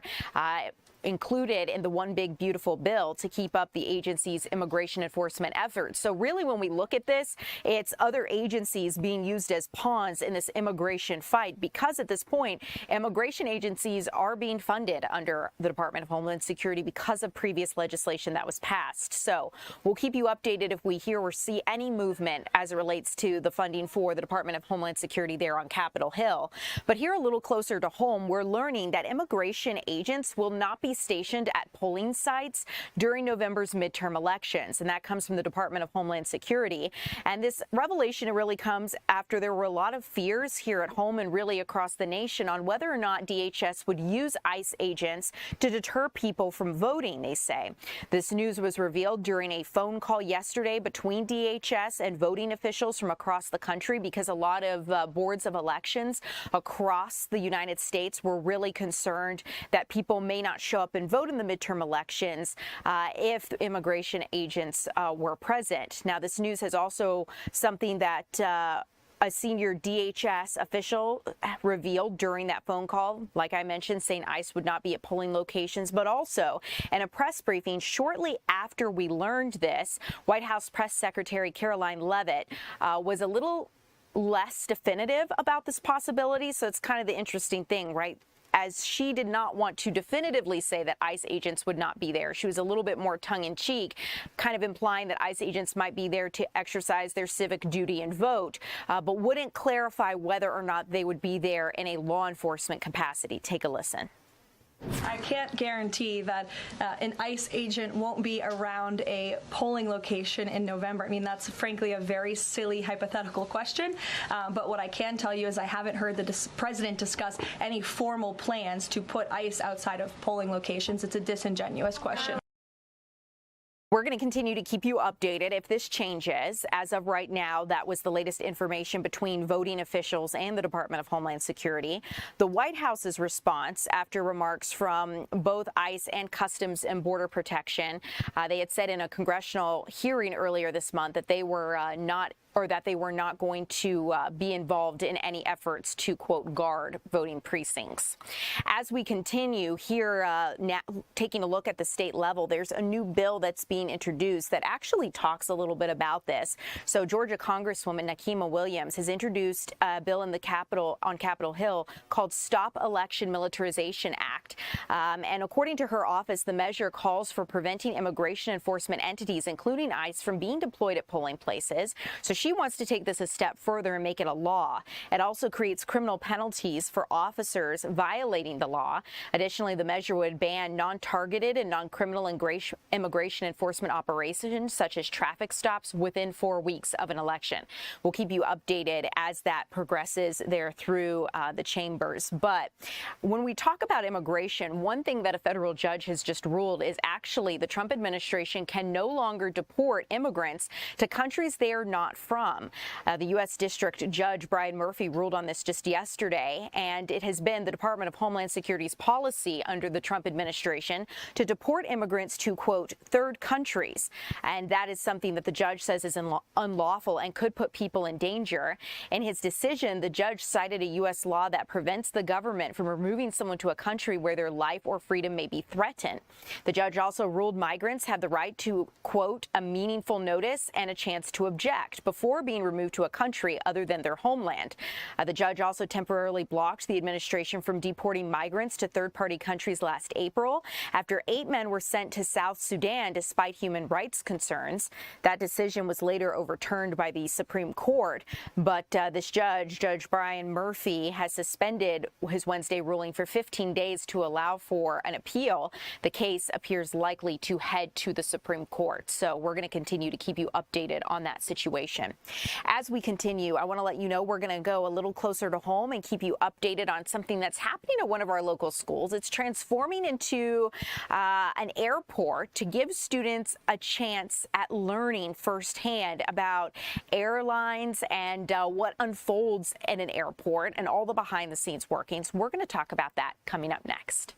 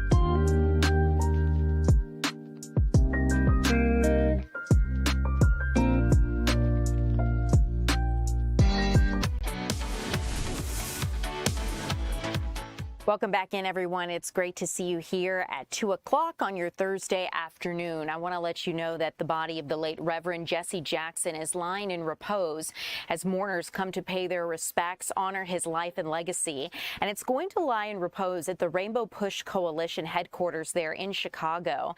The casket's carrying the civil rights leader, and it arrived Thursday morning, so just this morning there at the headquarters. We've actually been watching this unfold here throughout the morning. If you were streaming live with us earlier, you might have caught some of that. Today's service kicks off a series of memorial events that are going to happen across Washington, D.C. and the Reverend's native South Carolina.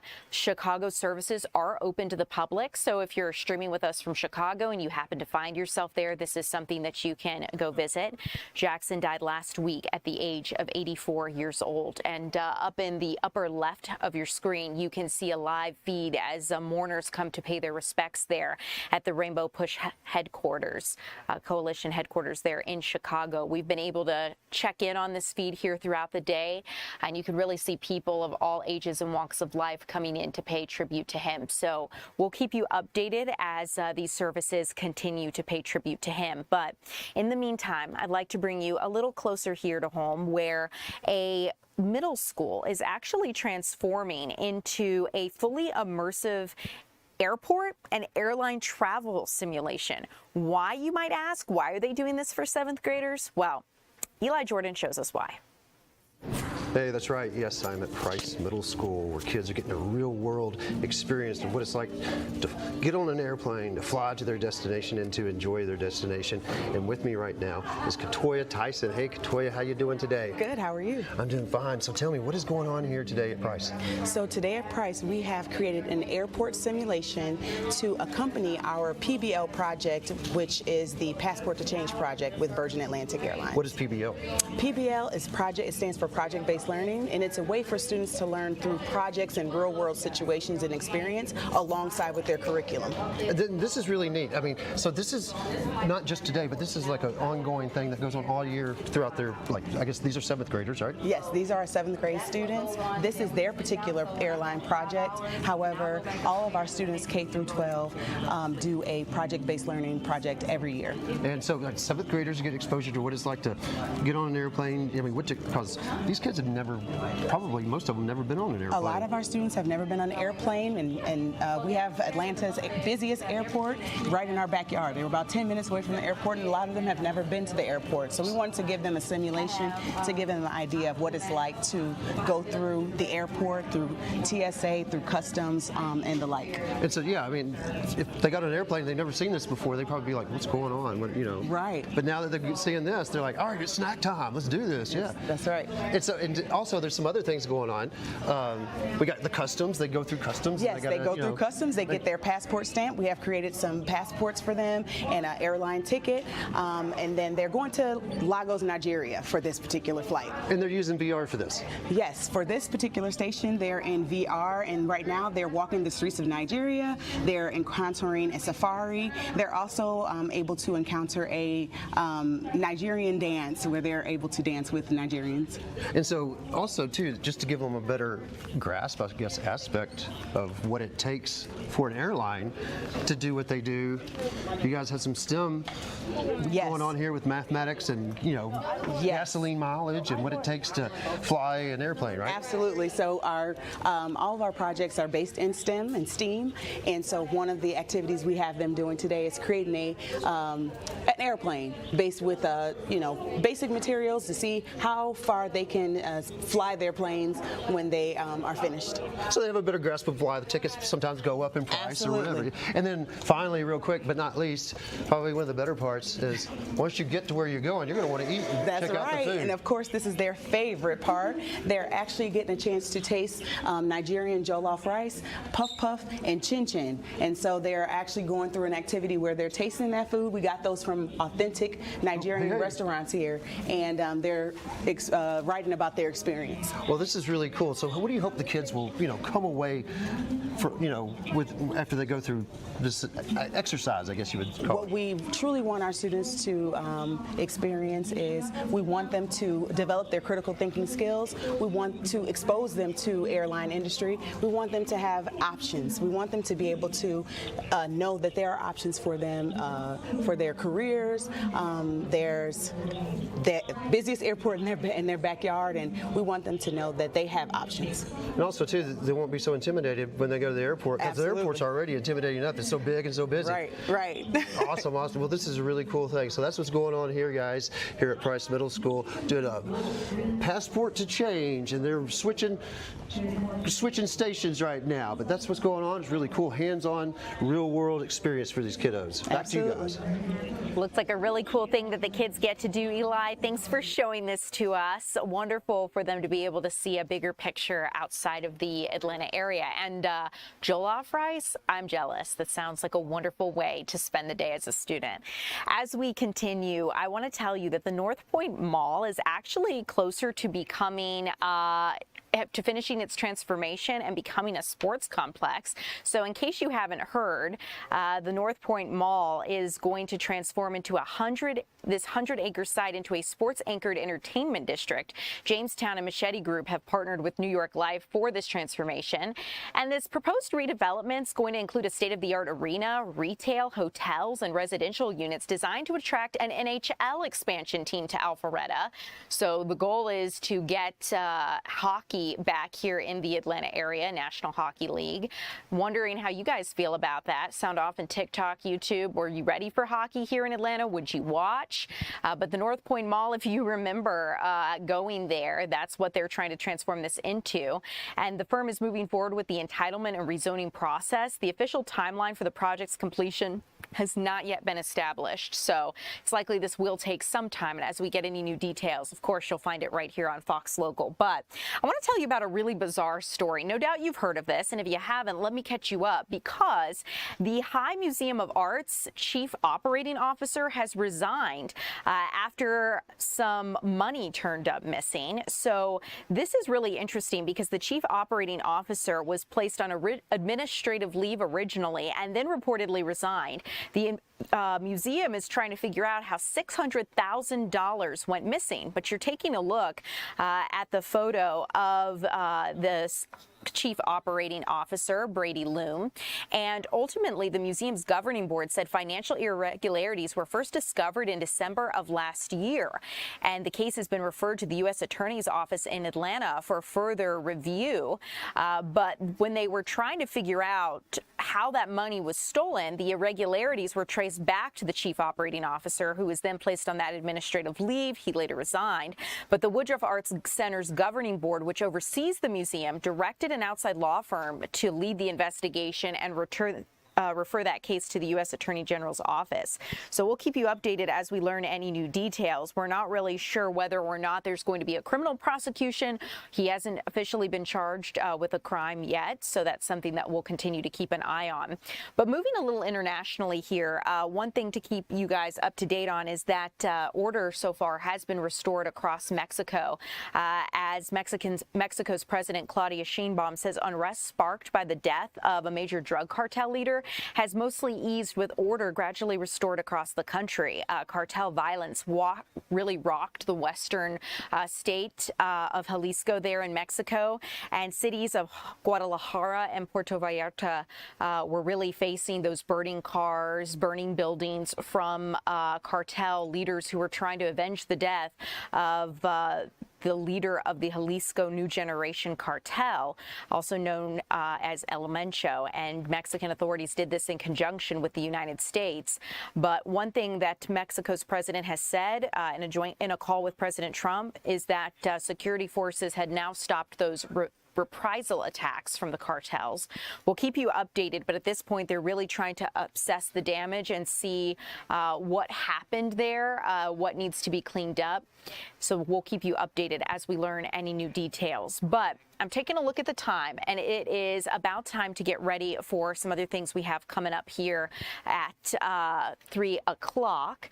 As we move on, Let me tell you about something else here. I want to make sure that you guys know what's unfolding in Cuba. Speaking of things happening here south of our border, one thing that we're watching unfold is some rising tensions between the United States and Cuba. And this has always been unfolding, but it's really reached a new level because Cuba revealed it killed 4 people on a Florida-registered speedboat. Now, Cuba is saying that people on that speedboat opened fire on Cuba's soldiers in the water first and entered Cuba's waters. The gunfire left 1 Cuban officer and several others hurt. But United States Vice President J.D. Vance has said hopefully it's not as bad as we fear it could be. And that came after the revelation that Cuba opened fire on that speedboat. 6 others were hurt on board besides the 4 that were killed. But according to Cuba's Interior Ministry, the shooting happened about a mile off of Cuba's north coast. And in a statement, the ministry says Cuban soldiers were, quote, safeguarding their sovereignty and ensuring stability in the region after an unidentified boat entered Cuban waters. Now, Secretary of State here in the United States, Marco Rubio, says they have their embassy. We have our embassy on the ground in Havana working on this as we speak, asking for access to the people that were on those vessels if they were American citizens or permanent residents. But this incident does happen as the Secretary of State's wrapping up a visit to the Caribbean for talks with regional leaders, many of whom have warned of a growing humanitarian crisis in Cuba, fueled by the Trump administration's blockade of oil shipments to the island. One thing the Trump administration has been trying to do is pressure Cuba's communist-run government, but Marco Rubio has acknowledged that this is the worst economic climate that Cuba has faced. He says, though, it is authorities there in Cuba's government who are responsible for this. And Secretary Rubio further says the Department of Homeland Security and the Coast Guard are working to verify Cuba's version of events with that shooting at the speedboat. And the United States is going to launch its own investigation into how this happened. As we continue here, looking ahead to 3 o'clock, we've got a lot of things on deck. We're going to be checking in with our Eric Perry on the latest with that takeover story I was mentioning with teenagers who came to the Battery. Also want to take a look at some other stories here in our area locally. I want to let you know about the latest update with that 7-year-old who was shot and killed. Also want to let you know what a judge is saying regarding the FBI's raid on Fulton County and how they're recommending Fulton County go about trying to get its documents back. So we're going to talk about it all new coming up here at 3 o'clock.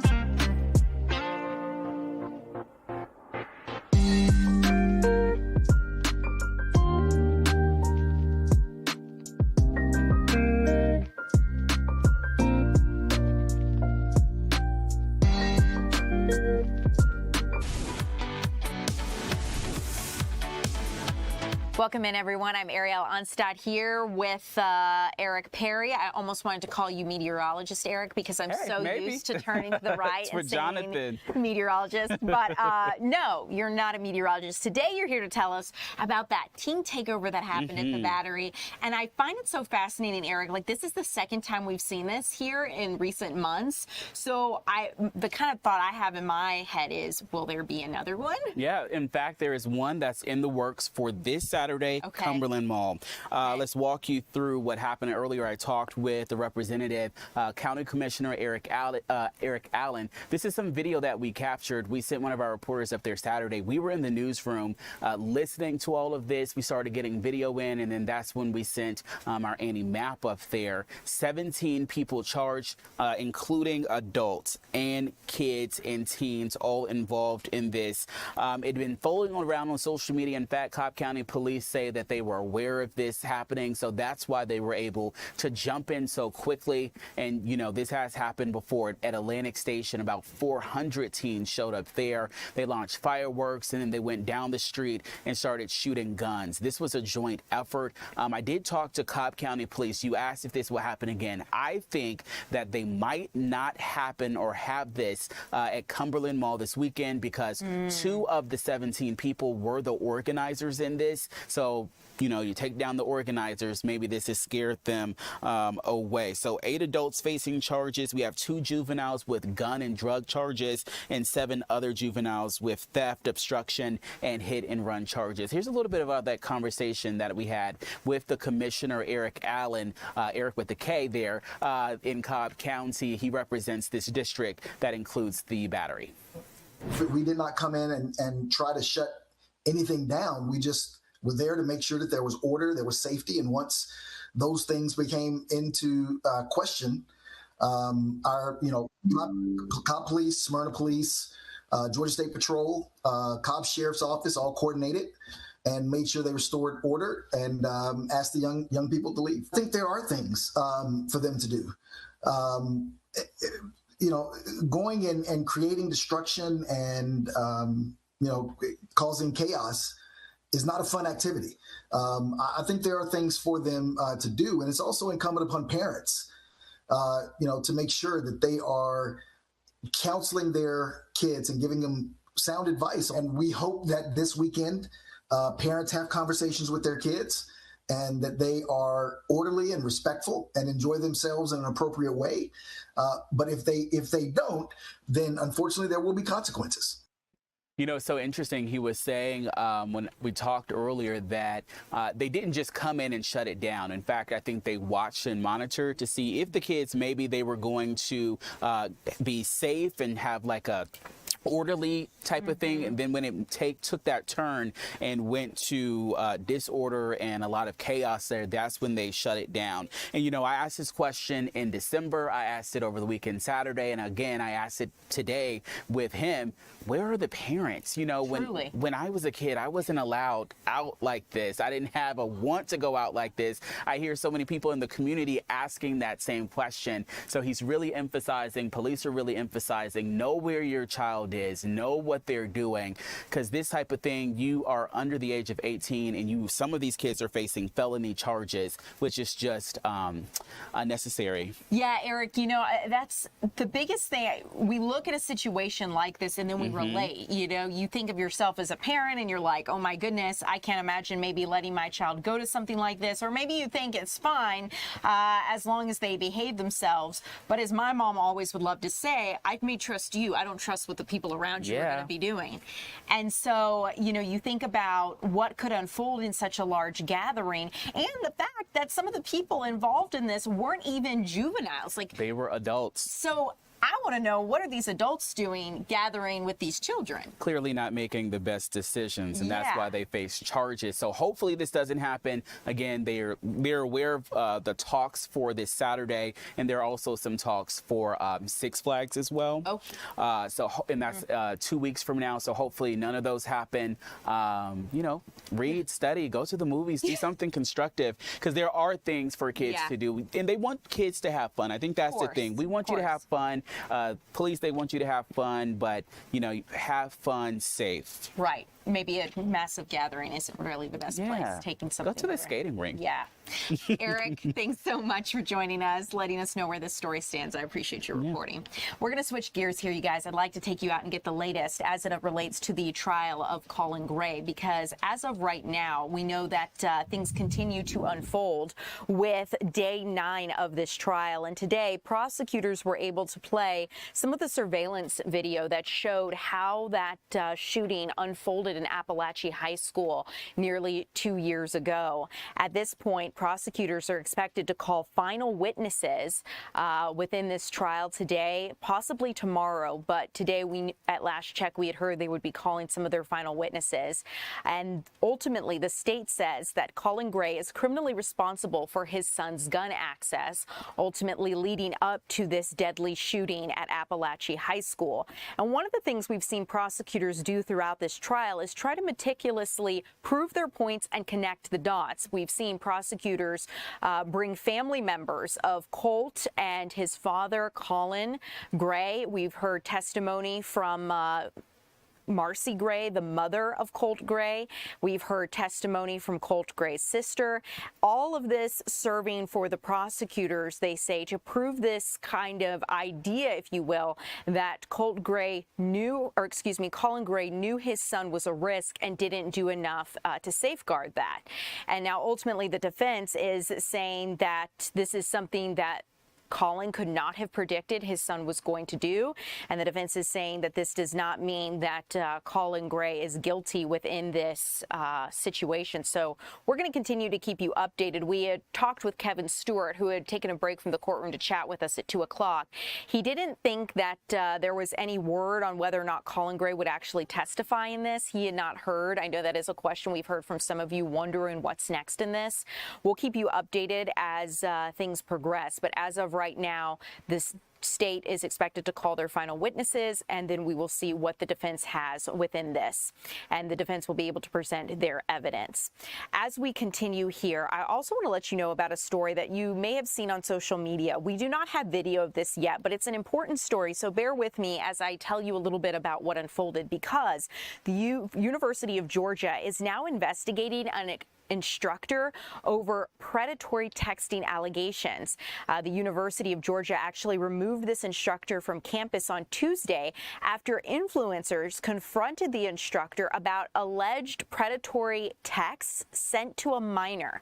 UGA police and the GBI are working together to try to collect evidence from this viral social media video showing this confrontation, and they're trying to get more information from the influencers who are involved. A replacement instructor has been assigned to the course for the rest of the semester while the investigation is active, so that instructor is no longer teaching in that classroom. But ultimately, when the influencers chose to confront this instructor, police were not present, so police are having to go back and try to get evidence from those influencers and this encounter. It's also important to note, some of you, if you're wondering why I'm not naming this instructor, even though that name might be out there, it's because that instructor has not yet been charged with a crime. So if they are charged with a crime, rest assured, Fox 5 Atlanta, we're going to identify them in a web article here on Fox Local, fox5atlanta.com. But until they're charged with a crime, we're not going to do that. So if you'd like to be involved in this, you have something you want to share with the University of Georgia related to this case, they are asking anyone with any information to contact UGA police as they conduct their investigation if you have information. Continuing along, I want to let you know that police are still searching for a shooter after a 7-year-old girl was shot and killed inside of her home. Absolutely heartbreaking story here, and we've learned that an 11-year-old boy was one of the witnesses to this senseless shooting. It's unfolded in West Atlanta just before 10 o'clock on Tuesday, and there were reports of shots fired into a home on Tiger Flowers Drive Northwest. Police rushed to the scene, and inside they found 7-year-old Zoe Price and her 44-year-old mother suffering from those gunshots gunshot wounds. They rushed Zoe to Grady Memorial Hospital in a patrol car because of ambulance delays, but she later died. The Fulton County medical examiners identified her, and her mother is at this point expected to survive and is hospitalized in stable condition. But Atlanta's police chief has said this is just a devastating situation. They believe the shooting stemmed from a dispute between two people about 30 minutes earlier. They do not believe it was domestic related or that the suspect is a family member. But one thing the police chief did reveal is that several officers are receiving emotional support after the child's death because of how sad and traumatic this has been. There's a memorial growing with balloons and stuffed animals outside of the family's home. We'll keep you updated as to any fundraisers, ways you can get involved and help as we learn of it. Switching gears, I want to tell you about a crazy situation that's unfolded here in Georgia, but also in Florida and Texas. There's a multi-state raid targeting a gold bar scam, and DeKalb County Police actually assisted out-of-state investigators with this. Here in Decatur, investigators raided the Milani Jewelers along DeKalb Industrial Way, but these were simultaneous raids that investigators executed on businesses in Georgia, Texas, and Florida, and they're trying to bring down this gold bar scam across multiple states.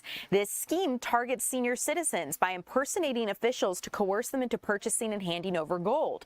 Digital forensics linked targeted jewelry stores and refineries to the processing and laundering of stolen assets. At this point, we don't know whether anyone was arrested in that store, Milani Jewelers, here in Decatur. As soon as we get information on that, we'll let you know, but that is a big question, is whether or not anyone's been arrested here locally. But we do know that authorities raided this business to try to get evidence and information related to this scheme. They say that has been going on. We'll keep you updated. We also want to know whether or not there are other businesses under investigation and how far this might span. As we get those details, we'll be sure to let you know right here on Fox Local. But if you've been following along as it relates to the FBI raid on Fulton County elections facility here, a judge is now ordering there to be a mediation between the federal government and Fulton County leaders. So they say that that mediation will go into the dispute over the FBI's seizure of roughly 700 boxes of the county's 2020 election records. As you may know, Fulton County wants those records back, and the judge has ordered this mediation as this fight drags on. The hearing has been postponed, but parties must select a mediator by March 4th. The court has not ruled on whether or not records will be returned. So by bringing in a mediator, an outside kind of third party, if you will, the court is hoping that there can be some kind of resolution as to getting those election records back. The judge did make clear the court's not ruled on whether the election records must be returned and said mediation is appropriate before additional evidence is presented. So that is something we'll continue to keep you updated on. But as we talk about some national stories, moving on to this, because I know so many of you have been asking questions as to what has been unfolding with Hillary Clinton's testimony before the House Oversight Committee today. And I can tell you, as of last check, Hillary Clinton told House lawmakers that she has no information on Jeffrey Epstein's crimes. Further, she said that she did not recall ever meeting Mr. Epstein, and that she has no idea about criminal activities on his behalf or Ghislaine Maxwell's behalf. And she posted that in an opening statement on social media as well. But the House Oversight Committee Chair, James Comer, says that House lawmakers have a lot of questions for Hillary Clinton. She has testified before lawmakers today, and as Congress continues its investigation into Jeffrey Epstein, her husband, former President Bill Clinton, is expected to testify tomorrow. That would be Friday. And really, this is significant on so many levels, but also because it's going to be the first time a former president has been forced to testify before Congress. It's going to be a closed-door deposition, and it happens in New York, in the Clintons' hometown. Epstein had ties to Bill Clinton for years, but the former president wrote in his 2024 memoir that traveling with Epstein was, quote, not worth the years of questioning, and that he wished he, quote, never met him. Though Hillary has said she did not recall personally meeting Jeffrey Epstein, she did, however, interact with his former girlfriend, Ghislaine Maxwell, a few times. The Clintons have not been accused of any wrongdoing in their relationship with Epstein, but take a listen to what House Oversight Committee Chair James Comer had to say earlier this morning. The American people have a lot of questions. To my knowledge, the Clintons haven't answered very many, if any, questions about their knowledge or involvement with Epstein and Maxwell. Again, no one's accusing at this moment the Clintons of any wrongdoing. They're going to have due process, but we have a lot of questions, and the purpose of the whole investigation is to try to understand many things about Epstein. How did he accumulate so much wealth? How was he able to surround himself with some of the most powerful men in the world? Was he an asset for our government or any other government? These are the questions that we're going to ask over the next 2 days, and hopefully we'll be able to get some answers. The Democrats voted to subpoena the Clintons. The Democrats voted with the Republicans to hold the Clintons in contempt. So the Democrats have just as many questions for the Clintons as the Republicans. So this isn't a partisan witch hunt. This was a motion, a bipartisan motion supported by the Democrats to bring the Clintons in. So I don't think it's any type of being unfair in any way to the Clintons. They've never answered questions, unlike President Trump, who gets questioned every day by just about every one of you about his knowledge or involvement with Epstein. To my knowledge, the Clintons haven't answered very many questions about Epstein. So you can see he says they're trying to get more information from the Clintons because they haven't actually been asked publicly about any involvement with Epstein or what they may or may not know. Now, one thing to note here is that House Democrats say they're working to ensure this continued investigation will be bipartisan. They want to make sure lawmakers on both sides of the aisle continue to ask questions. You heard from James Comer, who was a Republican there, congressman for the state of Kentucky. Now take a listen to other Democrats, or rather other House members on the Oversight Committee who are Democrats who are talking a little bit more about this effort. We have said from day one that we want to talk to former President Bill Clinton. And the other person we want to talk to is current President Donald Trump. And so we should be very clear that now that we're going to hear from former President Clinton, I hope that Chairman Comer and the Republicans will join us in demanding that the person who actually appears more times in the files than the former president, who we want to speak with, is President Donald Trump. And so let's get President Trump in front of our committee to answer the questions that are being asked across this country from survivors and from those who have been brutally attacked and raped, sometimes as children. Let's release the files. We had the State of the Union this week, and President Trump spoke for 2 hours and refused to even acknowledge the courageous survivors of Epstein's crimes who were in the chamber. He wouldn't even address the issue. His attorney general refuses to even meet with the survivors. So we want to conduct a serious bipartisan investigation. I'm glad that President Clinton will sit down with us tomorrow and answer questions about his relationship with Jeffrey Epstein. But I wanted to come today to ensure that this is a serious exercise, a serious investigation, and not a political or partisan one.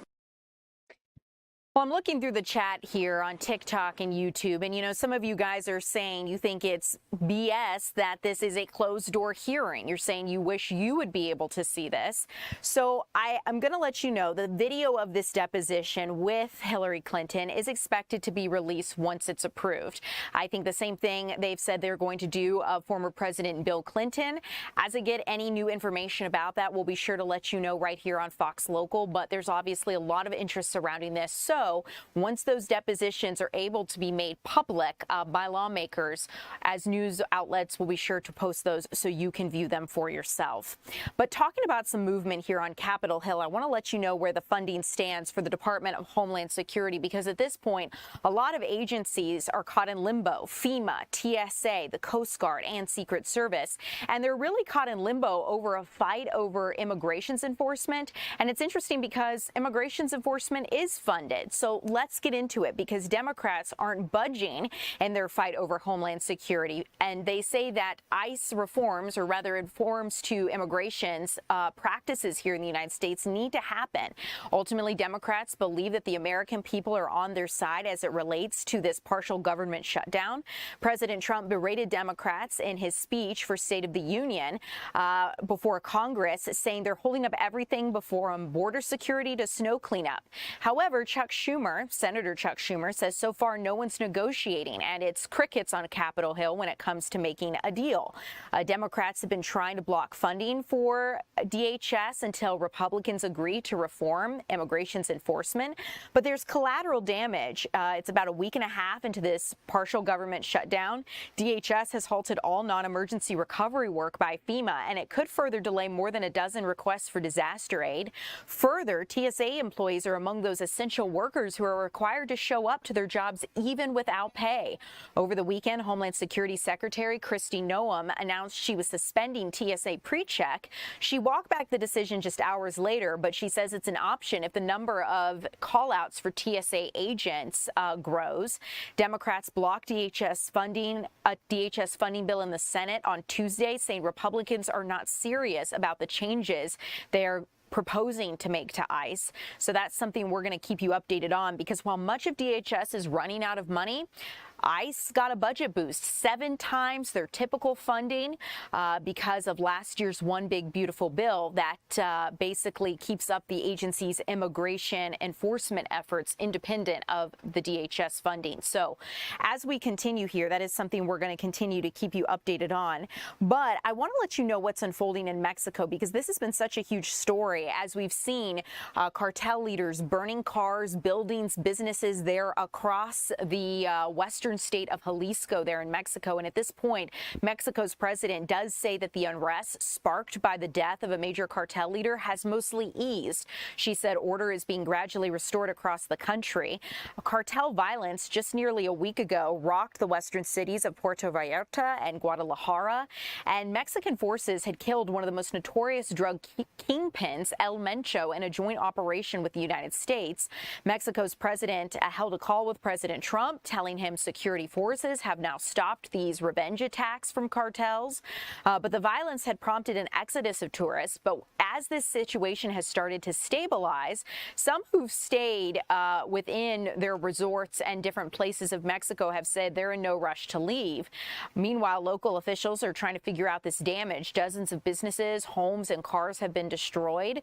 And so there's a lot of uncertainty, especially for locals who are trying to figure out some of their next steps. The White House and its supporters are calling this operation a big win, claiming it's going to help stop the flow of fentanyl into the United States.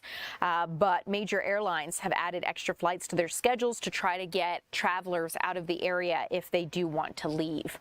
As we look ahead here, you guys, we are going to check in with meteorologist Jonathan Stacy on your weather forecast here for the Metro Atlanta area. I'll also take a moment to look through your TikTok and YouTube comments, see if you have any questions on the stories we've been covering, and we'll answer those coming up when we get back.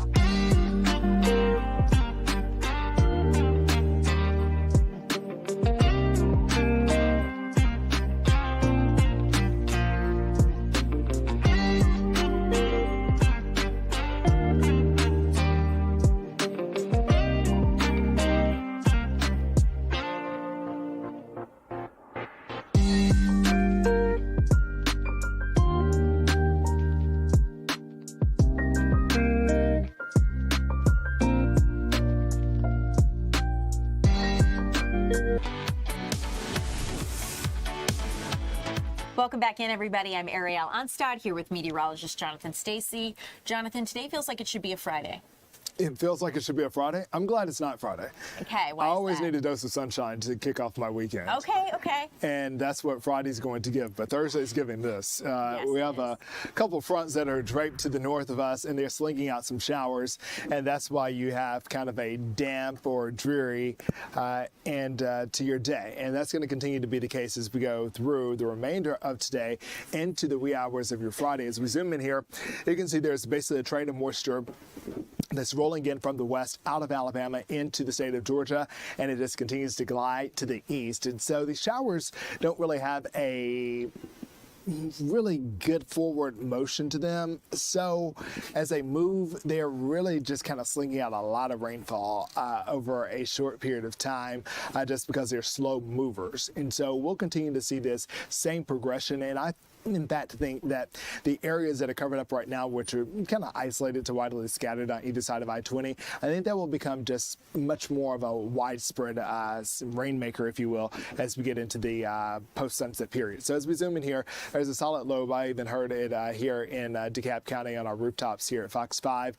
Heavy downpours through Doraville, Brookhaven, Buckhead, up towards Truist Park, Smyrna, headed towards Sandy Springs. Pretty heavy rain along I-75, Kennesaw, Marietta, and then Paulding County. You're getting hit pretty hard, especially to the north of Dallas there as you make your way out to 78. So we're also starting to see an uptick in lightning strikes as well. So that will be a common occurrence as we go through the latter part of the afternoon into the evening. So by 5 o'clock, you can see here that train from literally that's basically I-20. The moisture continues to ride from west to east, continues to parade across the area. 9 o'clock, here's what you got, more of the same here. Either side of I-20 is due for something, but I think overnight the focus will be on the areas on the south side between 75, 85, getting some heavy rain that takes you into your Friday morning. But by the time most of us get up and out, the rain is out of here. The clouds will stick around for the first part of the day, but when those clouds douse or they leave, when they bounce, if you will,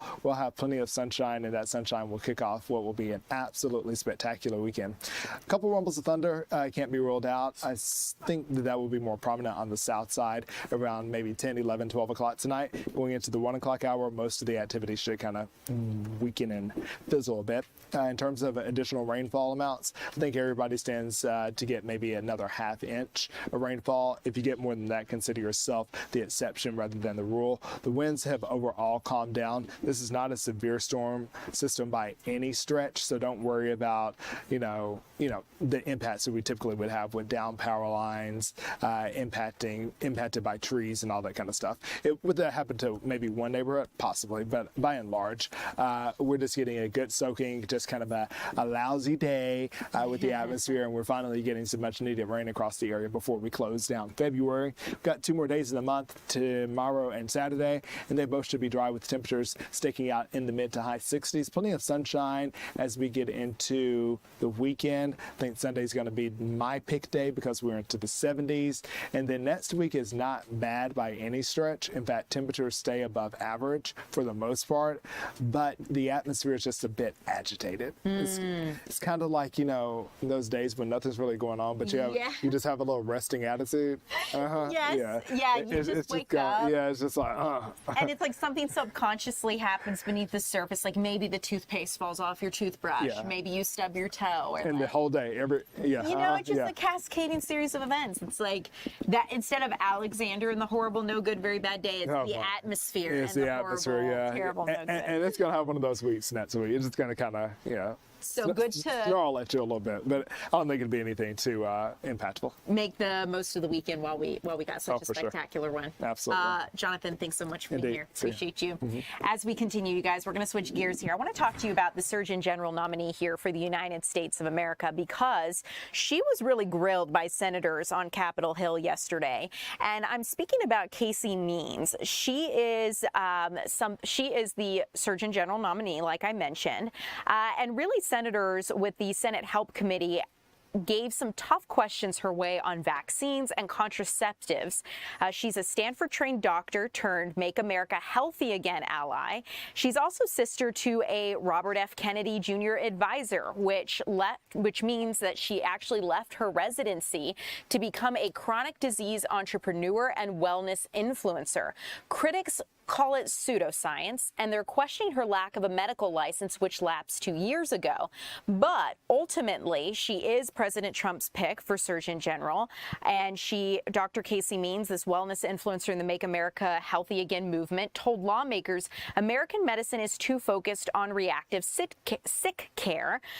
Democrats zeroed in on some of her past comments on birth control, pointing out that she had previously said birth control was, quote, a disrespect of life, and the American people, quote, use birth control pills like candy, end quote.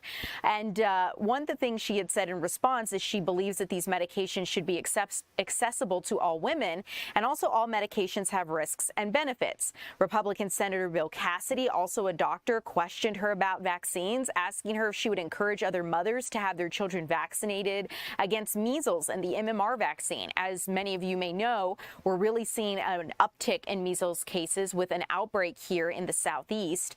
And Dr. Means said that she's supportive of vaccination. She said that she does believe each patient, mother, or parent needs to have a conversation with their pediatrician about any medication they're putting in their body or their children's bodies. The most tense part of the hearing actually didn't even involve Means, however. It was between two senators about the nation's healthcare system, involving Senator Bernie Sanders. So interesting stuff. I'd like to let you take a listen to part of what she said in her testimony before the senators yesterday. Take a listen.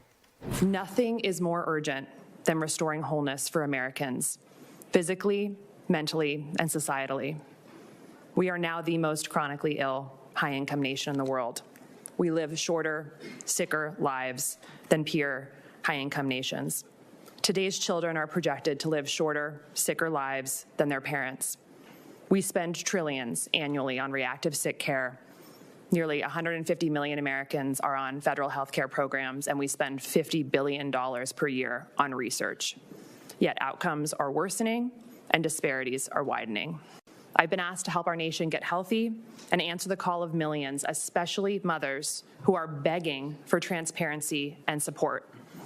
That is what I'm here to do. I believe that every American shares a core yearning to thrive and help their families thrive. But we are asking people to make healthy choices in environments that are squarely structured against them. Good policy and education can make health easier, more affordable, and more accessible. I know our current leaders at HHS and across the federal government are committed to the ambitious policies outlined in the MAHA strategy released last year that focuses on advancing research, aligning incentives, increasing public awareness, and fostering private sector collaboration to end the chronic disease epidemic. Yet we still support it. Not we, you. The Democrats. No, I support a national health care program which will cut the cost of health care. It's my time. But you're attacking me. No, you're going to attack me. I'm going to respond. I'm pointing out facts. You can say what you want. I'm just pointing out facts. No, the you're fact pointing out lies. is that it is risen 3 times faster, and we know it. Yet we still want to sit here and defend it. Anyways, I ranted too long. Let's talk about some. Yes, you did. I'm sorry, I didn't ask your opinion on that. And if I cared about your opinion, I would ask you, but I don't care about your opinion. Well, you're part of the system. You're part of the problem. You've been sitting here longer than I've even been alive. This is your problem. You should have fixed this a long time ago. You've been railing on it so long. What have you been doing? I've decided not to run for Surgeon General. You're the nominee. I've decided not to accept that nominee. That is definitely something we would never accept. Okay, so you're listening to one of the more contentious parts of the hearing. Like I mentioned, if you're just now joining in here, those two senators, Senator Mullen and Senator Sanders, were going at it over the American healthcare system, and that was independent of all of the senators questioning Casey Means about her experience and why she may or may not be qualified to be the United States Surgeon General.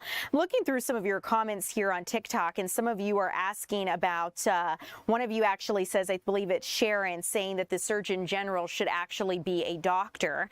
And, you know, that's something that lawmakers were pointing out, saying that Casey Means' medical license has lapsed 2 years ago, and they believe that the Surgeon General should be a doctor. She did, however, go to Stanford and had received medical training, of course. So that is something that she says makes her qualified to become the Surgeon General for the United States of America. She's a Stanford-trained doctor, but her medical license has lapsed. Some of you are also asking about vaccines, and that was something that she was questioned on pretty extensively.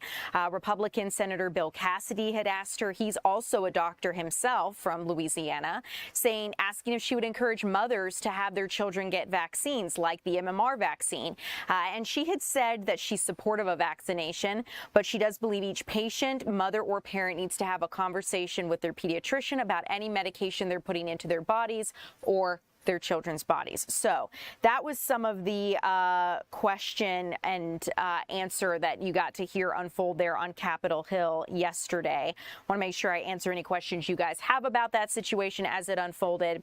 But as we move on here, I want to let you know about a landmark social media trial where we are going to actually see the plaintiff in this trial, the one who's suing, testify about all of this. It's a landmark trial where a young woman is suing some of the largest tech companies, and she's going to tell a Los Angeles jury why she thinks apps like Instagram and YouTube were harmful to her mental health while growing up. In court documents, she's known as KJM, and she's the plaintiff at a center of this landmark social media case against Meta and Google. And we're learning more about the story that she's starting to share with the jurors. By age 9, she had an iPhone. At age 13, she signed up for Snapchat.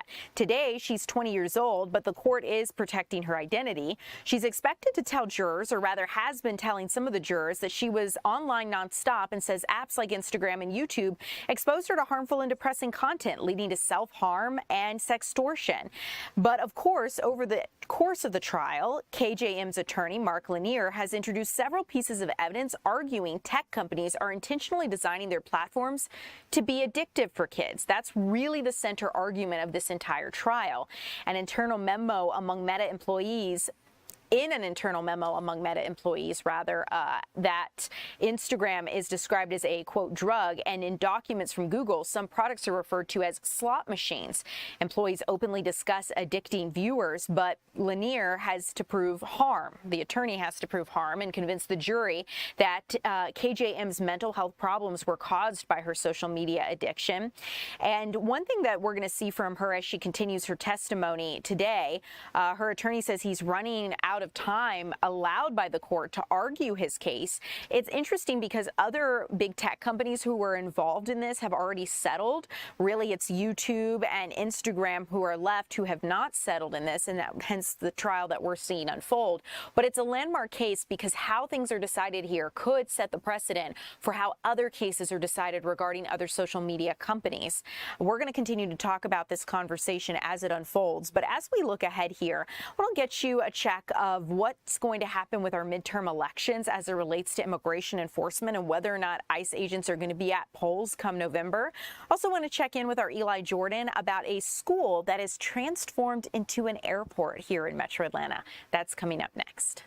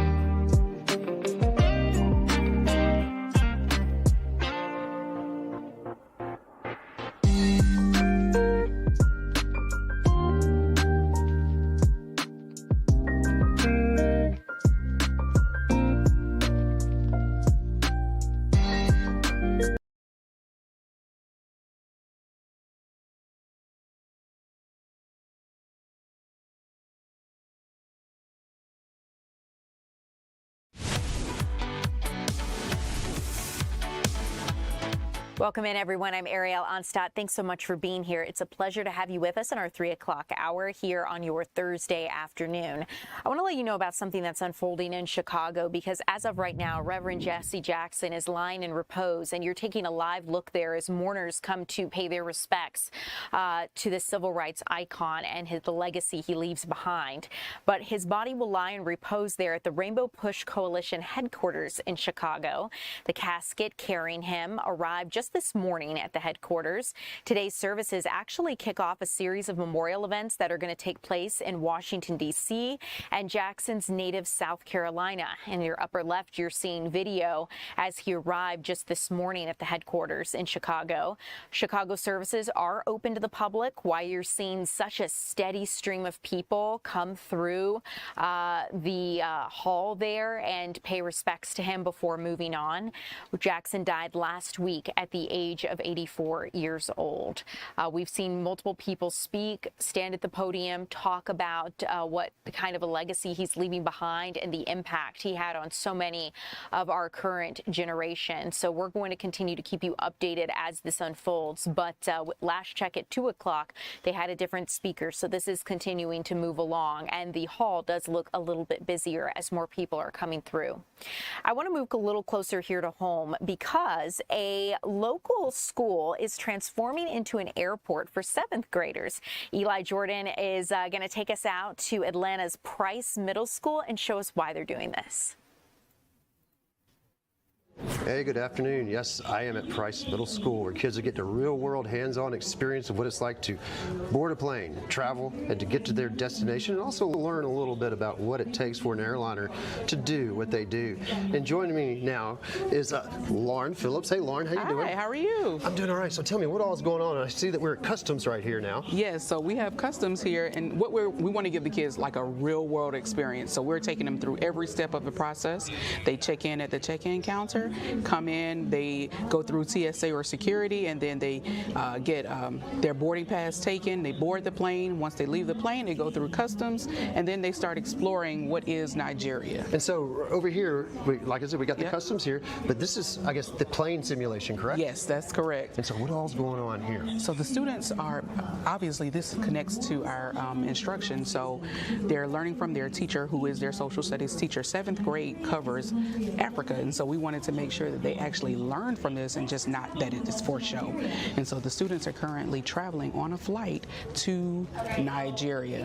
And they're getting snacks and everything. They're getting snacks and everything. And then you also, there's also a genuine airline attendant here. Absolutely. So we have on the safety checks and everything. Absolutely. So we thought, hey, how can we make this even more real? So we got the flight attendant, we had a real live TSA agent, and the students they have passports made with their pictures and everything. So we wanted to make sure that it was very authentic. And then also, you said they were going to Nigeria. Mm-hmm. And then over here, we noticed that there was some VR stuff going on, but I guess they switched classes now. But oh, here we go. Yeah, we got some VR stuff going on. So yes, so the students are getting an opportunity. You know, the best way to experience it is to feel like you're there, and that's what VR provides them, an opportunity to feel like they're there. This is a STEAM as part of project-based learning.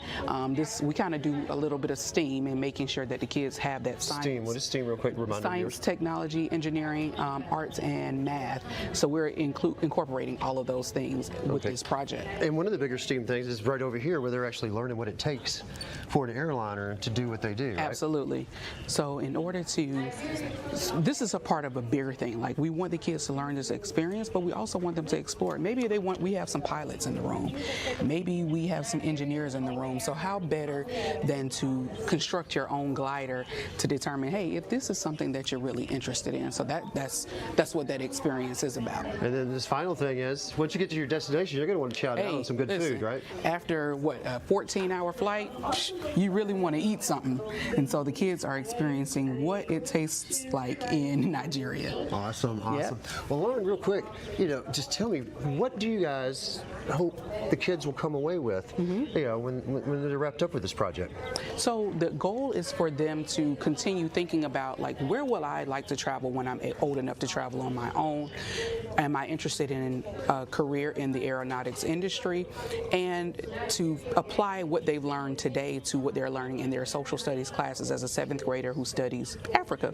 And so everything they do today will connect to what they're doing in instruction. And as we round out this end of this school year, we're approaching testing. It's going to hopefully stick with them so that when testing comes around, they don't have any questions. They can answer all those questions affirmatively on Africa. And then also, too, they'll be less intimidated, if at all, when they go to the airport. Yeah, because the Atlanta airport is the most intimidating of them all. So it's right in their backyard. It's good to right there. Have some experience, and that's what you guys are providing. That's cool. That's really neat. Awesome. Thanks, Lauren. And that's what's going on here at Price Middle School, getting a little hands-on learning. Back to you guys. Eli Jordan, thanks so much for taking us out to the classroom and around the world today. We really appreciate it. Guys, I'm looking off to my right here where we get to monitor live feeds and things that are happening here in our newsroom. And it looks like a news conference with South Fulton's Mayor Carmelita Gumbs is just beginning. Today, we actually know that South Fulton is going to begin demolition of the infamous or notorious Camelot condos that have been troubled for some time. Let's listen into what the mayor has to say about this today. We deliver in the city of South Fulton. This demolition represents more than the removal of just a structure. It represents progress, it represents accountability, and most importantly, it represents our commitment to improving the quality of life of our residents here in the city of South Fulton. Camelot has symbolized both the challenges we inherited and the responsibility we carry as leaders. For years, Building 9 stood as a reminder of deferred maintenance, significant safety concerns, and the urgent need for coordinated action. But change of this magnitude does not happen overnight, and it takes partnership, it takes persistence, and it takes courage. I want to acknowledge the collaboration that has been brought to us this day. This has been a true team effort with multiple city departments, agency partners, legal teams, as well as code enforcement, police, fire, economic development, and community stakeholders, all aligned with one goal: protecting our residents and restoring pride in our neighborhoods. I want to personally thank my colleague, Councilmember Keosha Bell, for her efforts in bringing coordination together. We've worked deliberately and diligently to ensure that every step was taken legally sound, fiscally responsible, and centered on people. Because while buildings can be demolished in a day, rebuilding trust requires consistency and follow-through. So at this time, I will bring up my colleague, Councilmember Bell, to provide remarks. Thank you, Mayor. And good afternoon, and thank you all for being here. As mentioned, I am Keosha B. Bell, Mayor Pro Tem and Councilwoman for District 5. And today is a major milestone, but it marks a significant moment for the city of South Fulton and for the residents of our District 5 Camelot community. As we begin this demolition of a long blighted property that has stood as a lingering symbol of devastation, disinvestment, and pure frustration in our neighborhood. This action is the first step in a carefully curated response to conditions that have lingered here far too long, even decades. For many families, this structure has been an eyesore. It has physically represented stalled opportunity, safety concerns, and a just overall aching feeling of residents being unheard by those who have the power to enact change. Well, let me say this and let me be clear. We have heard you. Your calls, your meetings, your letters, and your persistence have helped to shape and even guide this very moment that we will experience here today. This property's prolonged and lingering standing in a state of horrendous neglect required deliberate, methodical action mission on our parts as stewards of this community. As a city municipality, we are bound by statutory obligations, due process, and property right considerations. So please know that since day one, we have been working diligently behind the scenes, exhausting every avenue legally possible to ensure that this demolition was not only justified, but defensible, equitable, and aligned with the long-term interests of this neighborhood.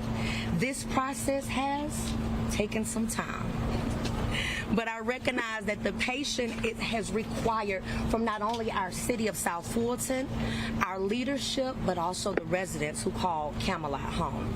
But today, we all gather together and we take this meaningful next step towards success. This demolition, it gives us hope. And today we are actively restoring dignity, improving public safety, and we're laying the groundwork for a better living space. We will leave here today, and I want each of us to leave here today knowing that blight cannot, blight will not define this community's future. And today, you see responsive government being actionable, taking the first steps, and together, me and my colleagues, we all will win. But let's be clear, and let's be extremely clear. The bricks and mortar that tumble to the ground today, they're only a part of this story. The true work ahead involves a continued partnership and vigilance. We must continue aligning our city redevelopment with community priorities and ensuring both safety and quality of life for the families who have weathered the deep-rooted challenges here at Camelot with grace. And so I'm super excited. I'm excited for this day. This is a new day in the city of South Fulton. This is a new day in District 5. And this is a new day in Camelot condominiums. And so I'm excited to see us moving forward. And I vow, personally vow, to continue addressing neglected properties with urgency and fairness so that we can create a more sustainable change throughout our city and our community collaboration. And so I want to take the moment to specifically thank many of our team that helped us get here today. As the mayor announced, we have our city manager, Sharon Subadan. I want to thank you. Our attorney, Sarah Kelly. Our public safety departments, fire and rescue, as well as our wonderful, amazing police department. I also want to take a moment to highlight code enforcement because they've been out here countless days and working countless hours to create a plan of action. They are the ones alongside our fabulous mayor and council. And so I want to thank each and every one of you for your leadership, your support, and for being here today, and also providing the fiscal means that we needed to make this possible. And lastly, to the residents of Camelot, the residents in the city of South Fulton, the residents in District 5, who have long endured the effects of this blight and safety concerns for many years. I want you to leave today knowing that your advocacy has mattered, and your neighborhood, it matters too. And so let our actions today be a tangible and visible sign that we are not only a city of South Fulton, a city on the rise, but this is a sign of the city of South Fulton's and my personal ongoing commitment as the District 5 representative to build a safer, stronger, and more vibrant community together where we can all call this place home and where we can thrive.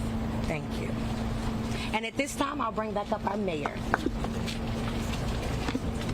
Thank you, Councilwoman Bell, for just a wonderful day in the city of South Fulton. Is the contractor here, a representative?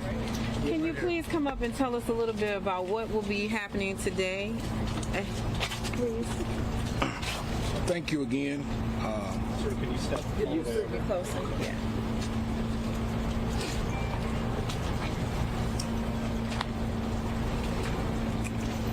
Thank you again for the kind words, what the mayor and councilman said. But today, you know that I am Marcus Mitchell, the CEO of the M. Mitchell Group, and today is a great day. It's a day that we've been waiting on, and it's a day that we're going to take action on. So we feel confident. All safety precautions have been in place. We started here first of Monday, making sure everything is here. We have our team here. You can kind of see them. The trucks are finna start rolling in. So we're going to take the action of demo today. So we're excited. We're looking forward for continuing to clean up this area as District 5 and all over the city of South Fulton. We thank God for the code enforcement team that have been working close with us. We just thank them for choosing us to be on this project. And today, you will kind of see out of some of the things that what we do is, as the M. Mitchell Group, is building the better today, tomorrow. All right. Well, that concludes our conference. Okay, questions. I'm sorry. Chase Hall with 11 Alive. So, while I don't want to take away from today, we have to be for real about this. This is just another promise that these people that are living in Camelot have heard from another mayor. How do you build trust with them, and when can we get all the rest of these buildings fixed up? I mean, this is just one of about 7 other buildings that caught fire and are uninhabitable. Yes. So we are, as you can see, today is the first day out of the 8 years that we have spoken about this, as well as Councilmember Bell with the coordinated efforts, is that we're actually taking action today. You will be seeing a building come down, and there are plans all the way up until, I believe, May to take down some other buildings as well. So again, this is a tedious process that we have been going through, but today is the new day in the city of South Fulton, so we are moving forward. So promises are being kept. We are moving forward and improving the quality of life for residents. You're hearing her talk about how we're going to get to see a building come down today that will be the Camelot condominiums, as you're listening to South Fulton's Mayor Carmelita Gumbs. And really, very quickly, for those of you who are unfamiliar, the Camelot condos have been so troubled there in the South Fulton area. Killings have happened there, fires, numerous life safety violations, including 2020. There was a massive fire that displaced 24 families after hazardous conditions because residents were running electrical cords through hallways because of tampered meter rooms. In 2025, the Homeowners Association saw director was arrested on charges of forgery, fraud, and theft by deception. And investigators found out, they say that insurance fund intended for 2020 fire victims actually was misappropriated by HOA officials. So just a truly troubled situation. Those condos are coming down today at 4 o'clock, and we'll continue to keep you updated as that unfolds. Because speaking of 4 o'clock, the news at 4 is just about to begin here shortly. I'm Ariel Onstadt. Thanks so much for being live with us. I'll see you back here tomorrow, but the news continues at 4.